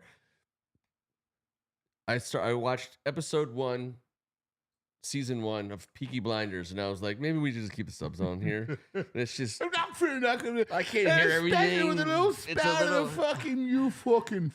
There was nothing I can't hear honestly, so well. and I liked it. Let's go ahead and I put didn't them mind on. that those were on there because yes. Also, I didn't watch the last season, which torments my wife. It's coming. No, I didn't watch the last. No, but I'm saying you will watch it. Nah, because I'm watching the Guinness Jam, and it's the same director. I'm watching. Is it on? Is it started already? Oh yeah. Damn it! I'm almost done with it. How many? It's good. Is it limited or is it season 1? Season 1. Okay, I'm watching it too. Splash me a little. I try to. I don't want to, but there's just not. There's a Peaky Blinders movie on the way, and it's the same dude, and he's bonkers at conveying. And you also know that they've now signed a contract to do a season following the movie with all the characters. Good. But will that make you watch the last season? No, because it was garbage bullshit. They didn't know what to do. Everyone was on drugs. They were just going into their little drug spiral. And I was like, all right. Snap out of it. Let's get back to the story. I get it. You all are rich. You all bought all this shit. Like, that part of the story sucked. It's going to be a prequel or a deep down. No. It's continuing. Well, it's because it's Thomas Shelby. It's continuing. It takes place. Call me fucking Shelby. Yes. So you get. I think you're doing great. You're making all the right calls. I don't know what I'm doing. You're doing great. So if you don't have to watch that, but I would say it's. No, I'm going to watch it. I want to watch anything good. Dude. The last season was good. I love the character. You know what the coolest part about what's his name, Cillian Murphy, is in real life he's like the most boring dude you've ever even. I've watched a couple interviews. It's shocking. No, but he's also a and genius. He doesn't care. He's a genius, and he's a genuine like heart feel. Like he's a good man. He said he smoked so many of those cigarettes, cigarettes, that he just eventually was like he smoked a couple. Like he was like I'm smoking now. At this point, I don't even know what I'm smoking. Because the faker ones and then the things that burn, everything sucks. He invented a style of smoking, which is like the coolest thing ever. We all knew because it would come across. He pulled it. Yeah, that whole like thing that Thomas Shelby had, and I was like, all right. He made it look so fun. We all knew smoking was cool. We knew smoking was cool. I quit smoking. I was a 2-pack-a-day guy. And now you made it cooler. I was a 1-pack-a-day guy as a bartending idiot for a bunch of years for no reason besides, oh, you want to catch a butt on this break? And he made it seem cool. If I'm ever, and I'm going to say that I'm going to at some point have, produce a show or a movie of some kind, I promise you at least one of the main characters is going to be smoking. They have to. To me, you can't tell a story without someone really doing a good job of pulling from. I don't disagree. Okay. All right. Well, I'm going to take that. What's number 5? Have we gotten there yet? I don't think so. And to be fair. Yeah. Hold on. I haven't seen it. I haven't seen it. I haven't seen it either. Pauly Shore. A Pauly Shore chainsaw slasher on Arbor Day is...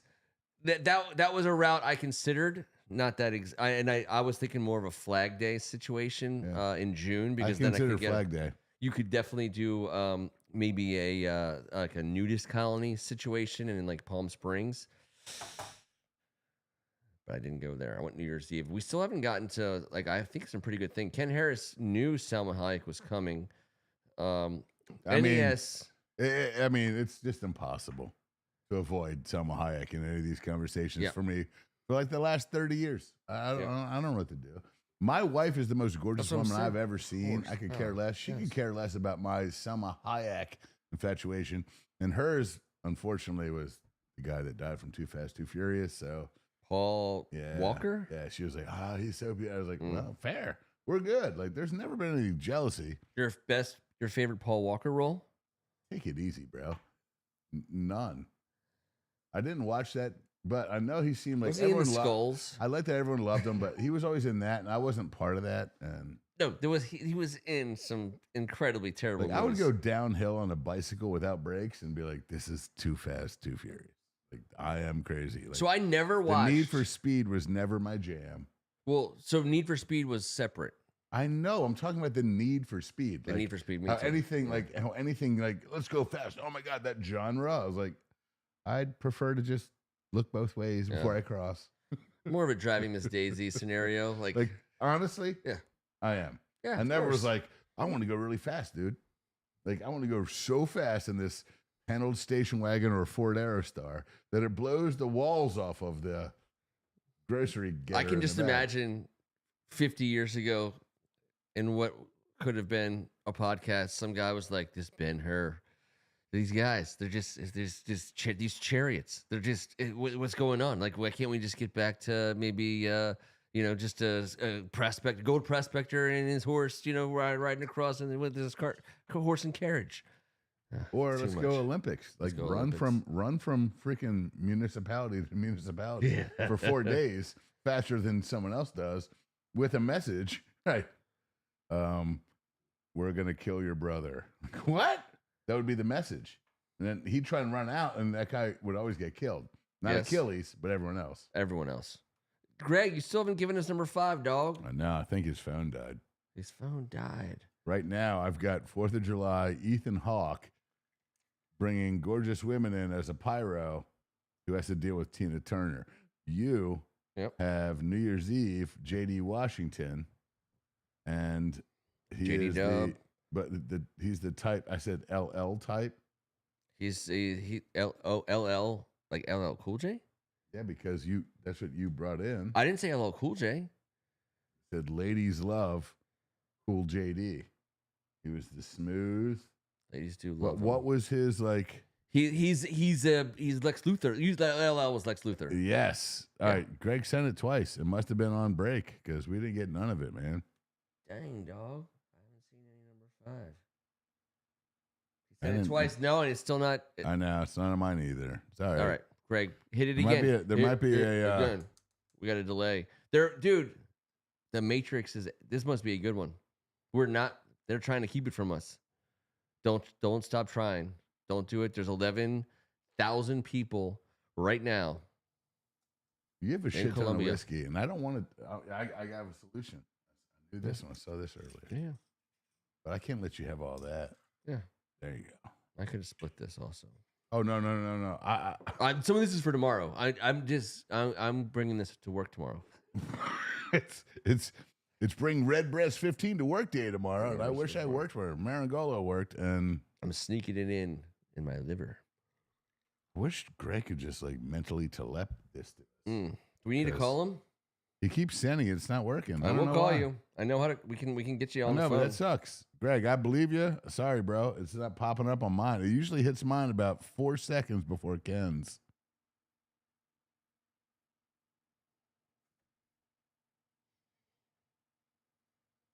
Dun, dun, dun, dun, dun, dun. Valentine's Day.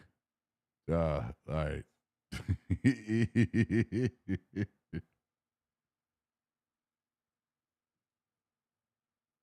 We got to 6.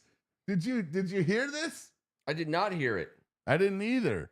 But while we're waiting for poor Greg Martin, who sent it 3 freaking times. Greg, are you there? We've got 757 Weather Extreme. Is this new? I know it's 757. No, that's Robert Cohen. I know it's Robert Cohen, but that's also new. He's just alerting us that we got to 6,000. That is for a couple fat-headed nerds from K-Town, D-Town, G-Burg. Not bad. Let's see if this works. Last time we couldn't get it to work, and then it all of a sudden just did work. Dang, I feel bad for Greg. Is there a? Because now everyone has to listen to us. Yeah, well, but And I'm trying to get him on the phone. Night. I think it's a 3. Tonight became a 3W. Yeah, sorry, bud. Well, I will say this. What else? What else is like a key ingredient? Because we're getting him telling us that he sent it, but we're not getting him tell the actual thing. But like, there's no way for us to. Dude, type that in. Type this in. I just sent it. Number 5 here we go. And then because he's copying and pasting it in. Right. That's the issue. It's just not working. You can't copy and paste it in. That's all right. Let me go. Let me just find out. Are we 6 exactly? I have no or are idea. we 6.01? No. I just read that. I just read with Robert Cohen. Oh, we are. We're 6K, dude. 6K. This is a 6K Dude, this is a time for celebration. In every sense of the word. Oh my gosh. And look at this. People are pouring in from around the world to congratulate us. Around the world. No, it's Greg, amazing. text it to me. Text it to me, and I will read it on the screen because I know I can. But the problem is, why can't we hear him? I know. On our Also, thing? why can't I? No, I can't get back to. Oh. What if we did? I like trying. Also, like trying because we have people who are interested in our capabilities. So, what are our capabilities? Can we? Let's see. You have incredible capabilities. Yeah, let's see what we got. Let's do it. Let's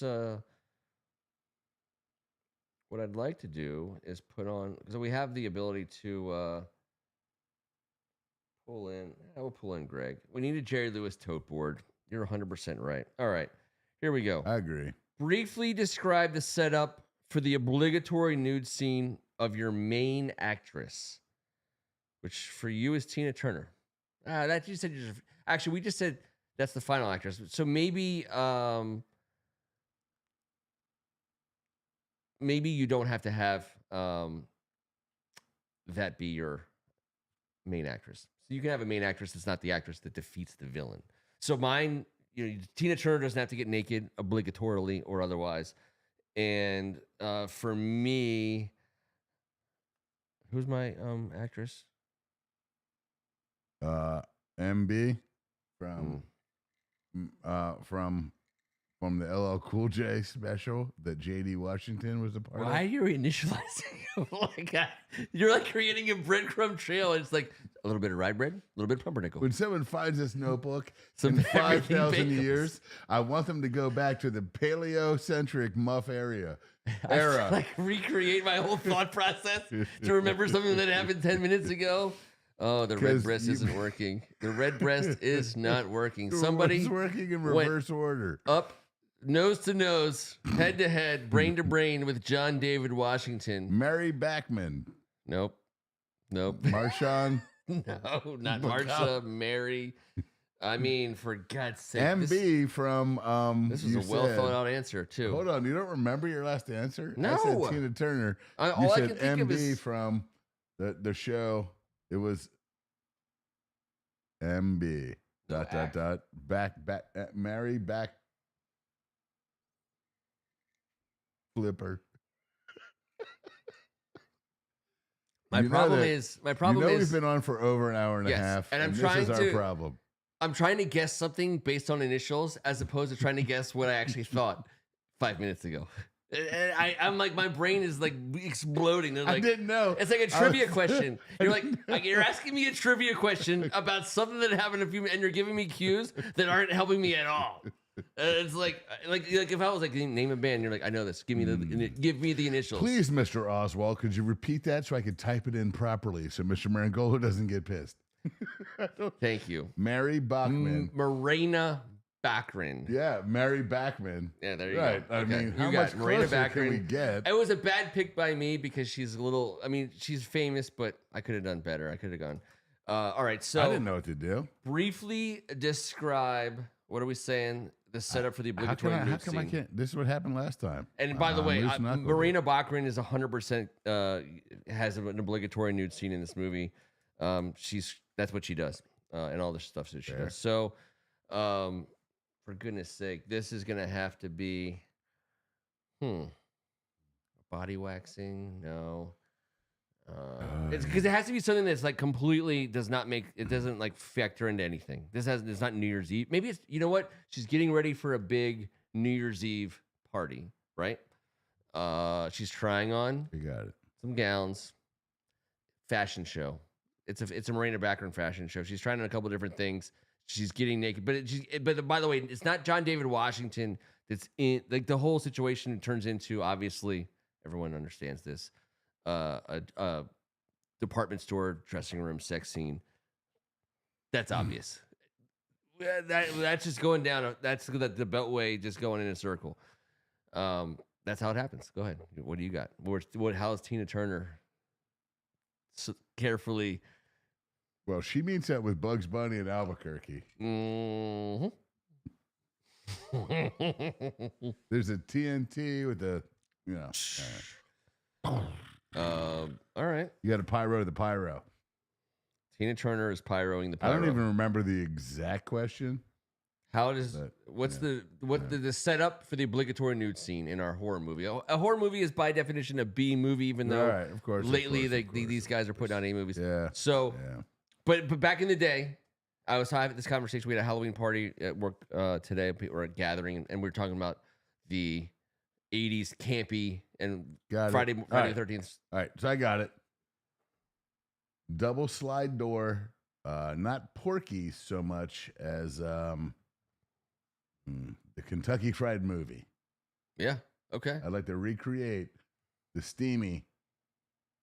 Well, because there's two ways to do it, right? Yeah. You could just have some boobs. Like a lot of those movies, they weren't like sex scenes.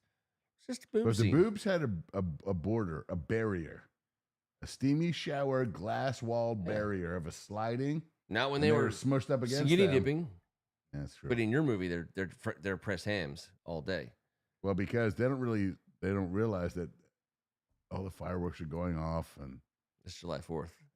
and they're simply the best with Tina Turner. They're simply the best. And by the way, Tina Turner And pressed ham scene. What was the Ethan Hawke movie? What was the soundtrack that was super like Reality Bites. I know. Wasn't it Reality Bites? Yes, but I don't remember the My soundtrack. Sharona. By the Knack. Yeah, we all had it. That was on it. There was the first 4 songs were bangers. And then we knew them all. Ethan Hawke sang one of them, I believe. Not the first 4. No. Not one of the first 4. He's so multi-dimensional. All right. So, all right, are we done? Next one. Two more. Who plays the hunky boyfriend that is the last to die? All right. So I do like this. Hunky boyfriend. Hunky or honky? It's hunky. I mean, what's harder? But my thing is, like, John David Washington in my movie, he's not like, and I got to go first here. He's not.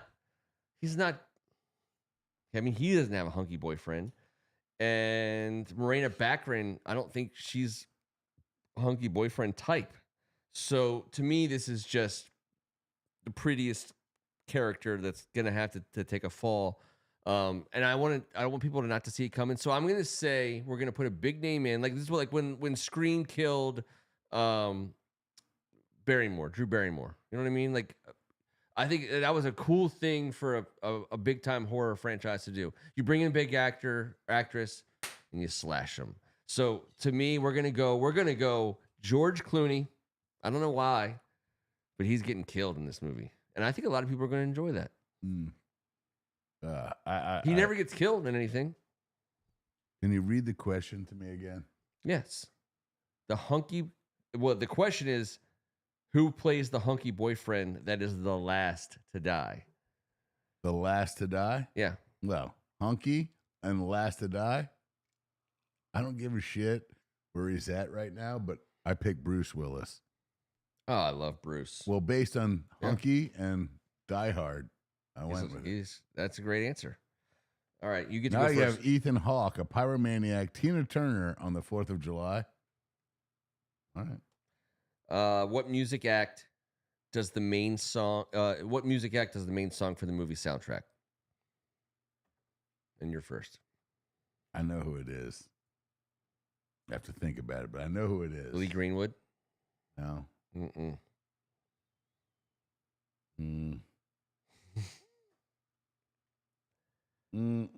July 4th. It's killing me. I know. Is it a country? I know. Do you have to go country here? No. Darius Rucker, maybe? No, It's July 4th. You're gonna have to go. You got to mainstream it a little bit. I know, but a guy that would Zach Brown, a guy that really isn't mainstream. Chris Stapleton. No, you're right there. You're right there. But I'm going right now. Hank Williams. I know who it is. No. Johnny Cash. Ooh, that would be ideal. And you know what?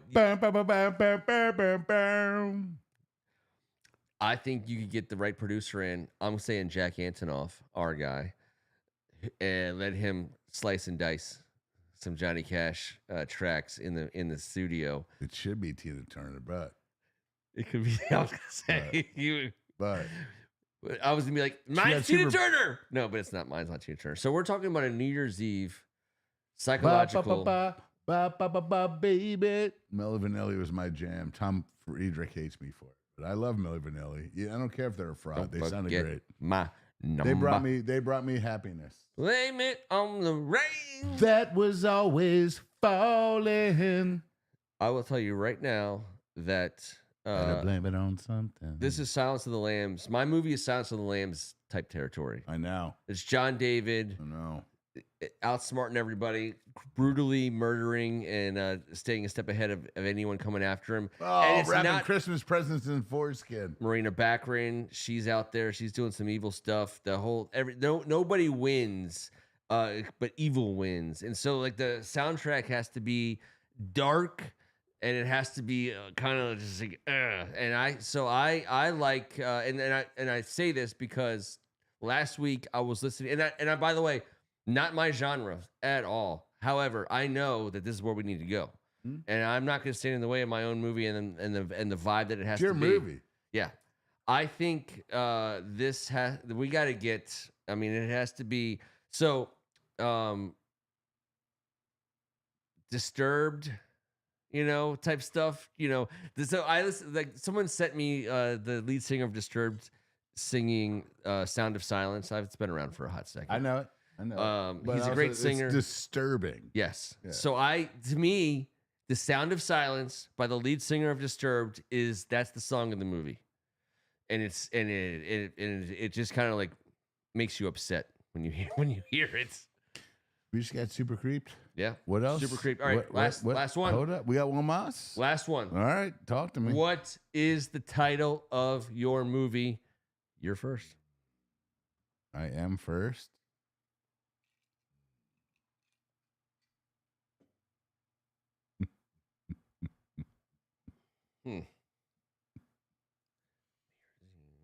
I know this is disgusting. Yeah, I'm glad no one can download the stream of consciousness. So I'm thinking, there's, oh boy, I just can't even.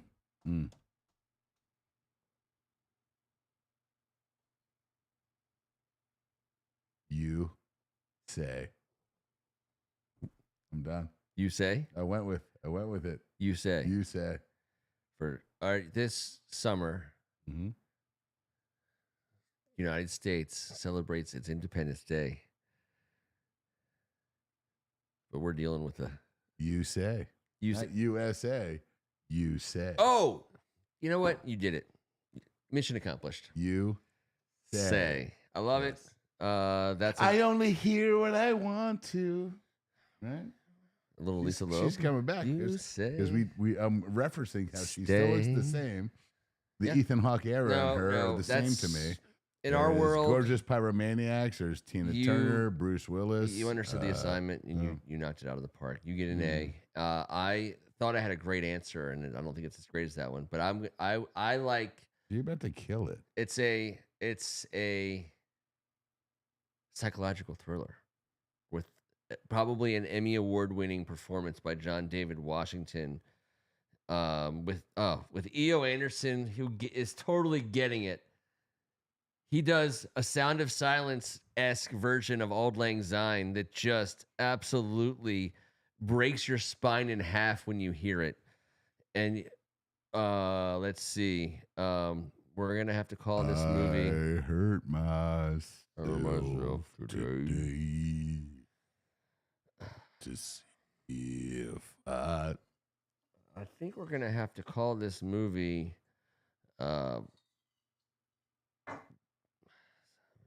I'm trying to think of like a balls dropping type thing, but we're not going to go there. I was like, not the moose knuckler, not the moose knuckler. Not the moose Just knuckler. Kevin, don't do the moose. I like the idea of, how about this?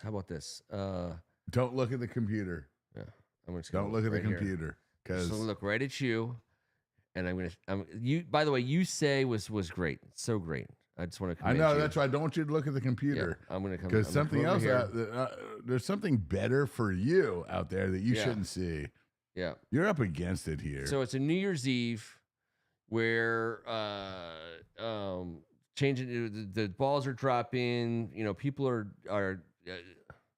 kissing each other at midnight. They're making resolutions. I know how your brain works.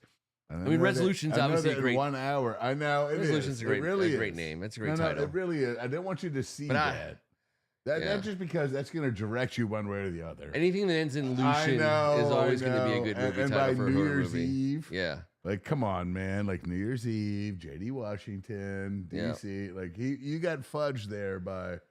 Yeah, nice job, Greg. We're gonna go instead with. So many good. I think that you say it's great because it's simple. One word or 2 words tops. I think the best you got horror movies are very very rarely or very wordy in the titles. Right? It's right. They hit you right with one word. It's Nightmare on Elm Street Part 17. Get your ass up in here. It's blah blah blah. That's the exception, and I thought of it right away. You can have it all. I love the Disturbed singing Auld Lang Syne, and I want that to be the theme song for the movie. Bro, your boys got your back here. There's some serious answers. This is your guys' field, by the way. I think God. I'm going to call it. You know what we're going to call it? We're going to call it Forgotten. One word. I'm trying to think of a good word. Forgotten is a great word. For all acquaintance, we forgot.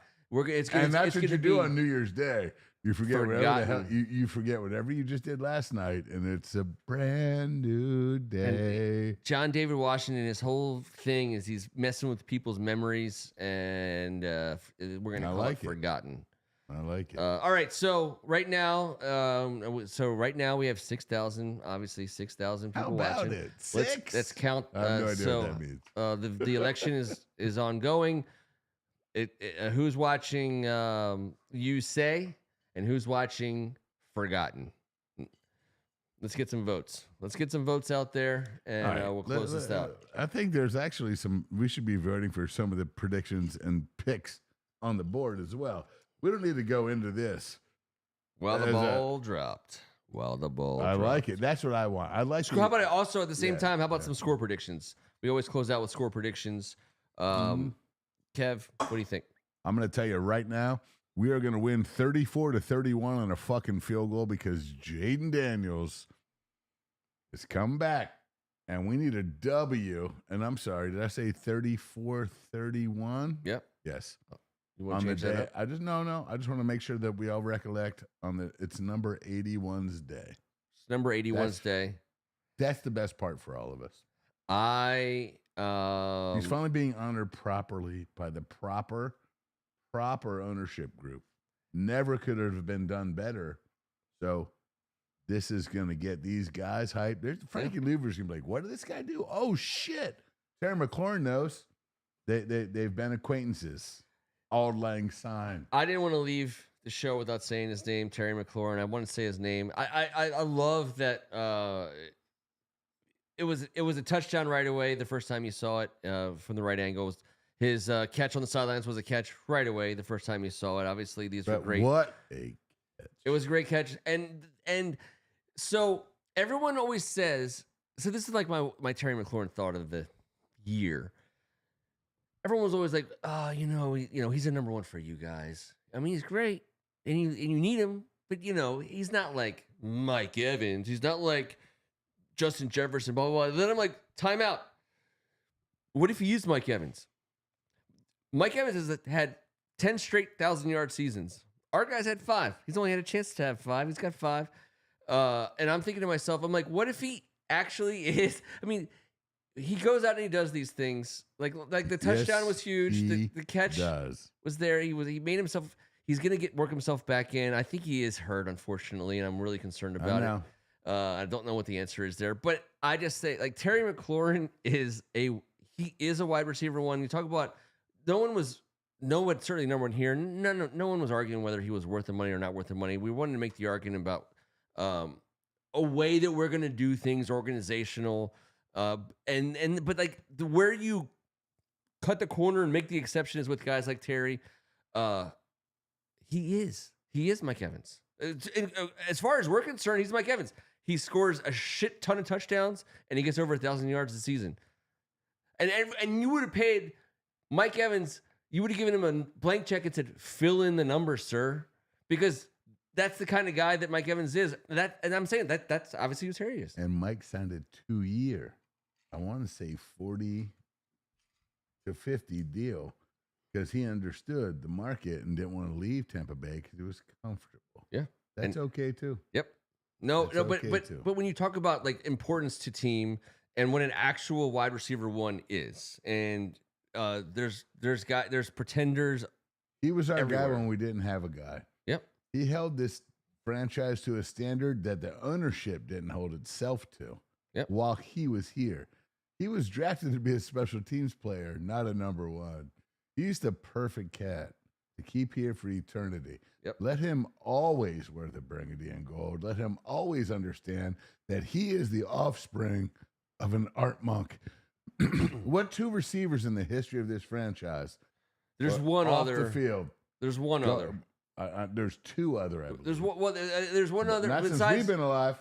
Besides, I'm talking about in the last. I'm talking about in the era in which we've been doing this, and we've been talking about like the last 15 years. I'm talking about human being football player hybrid. Terry McLaurin and Art Monk could not be more similar. And I don't. That we'll do a hard stop on that point. My point about he's a good enough for you guys. He's a wide receiver one for you guys.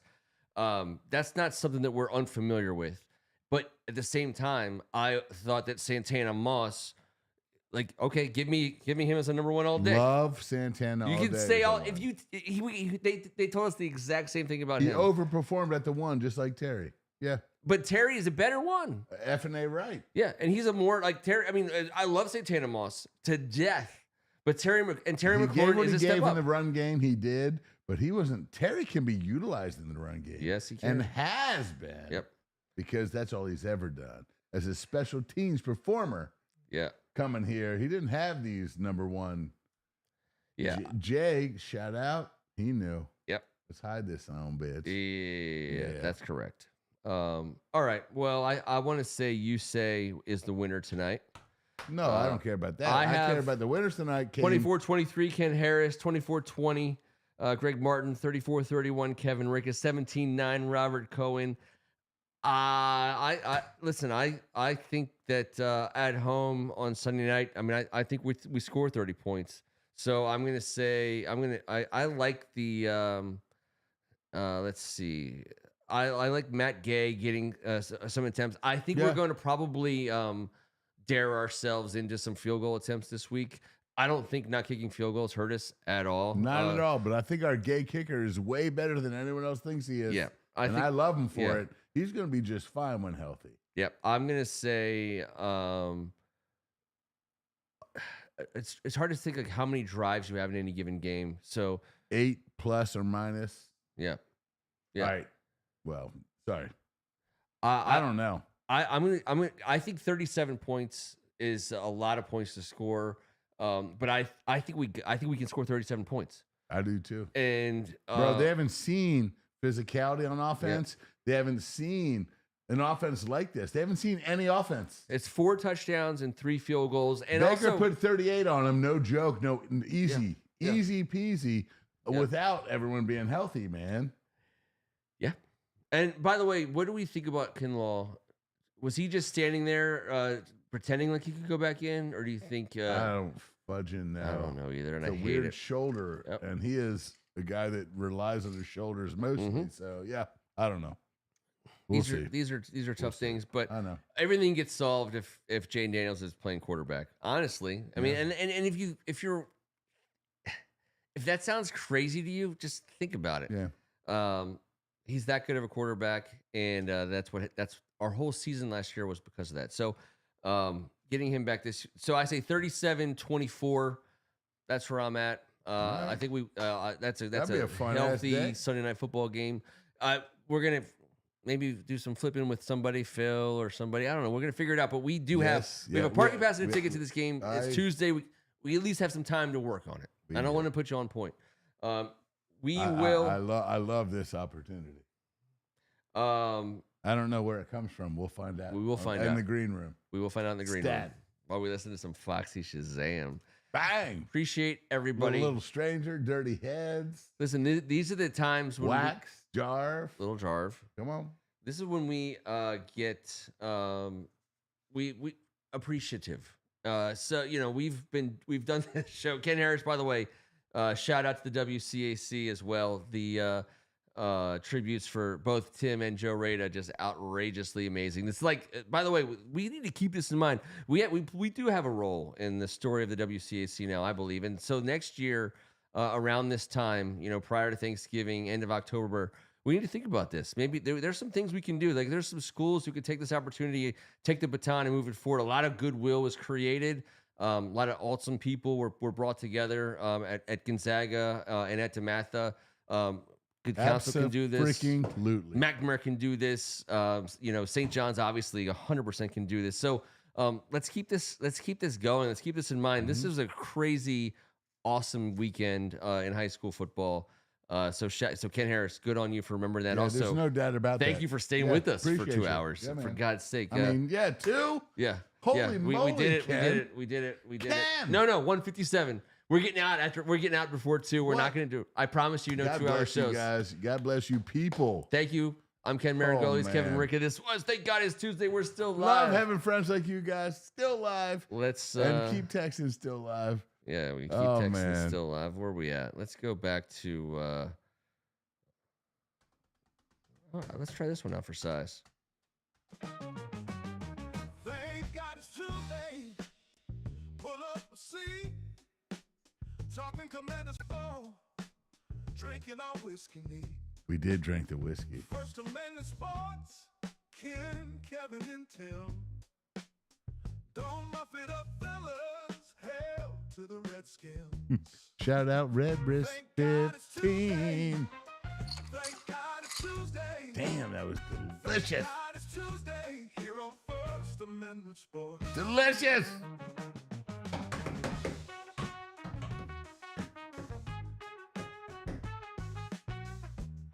Show's going longer than the World Series. Thank God it's Tuesday. I just let one out. Is the World Series game over? We'll see you boys next week. We're still under 2 hours. We're going to take it that way.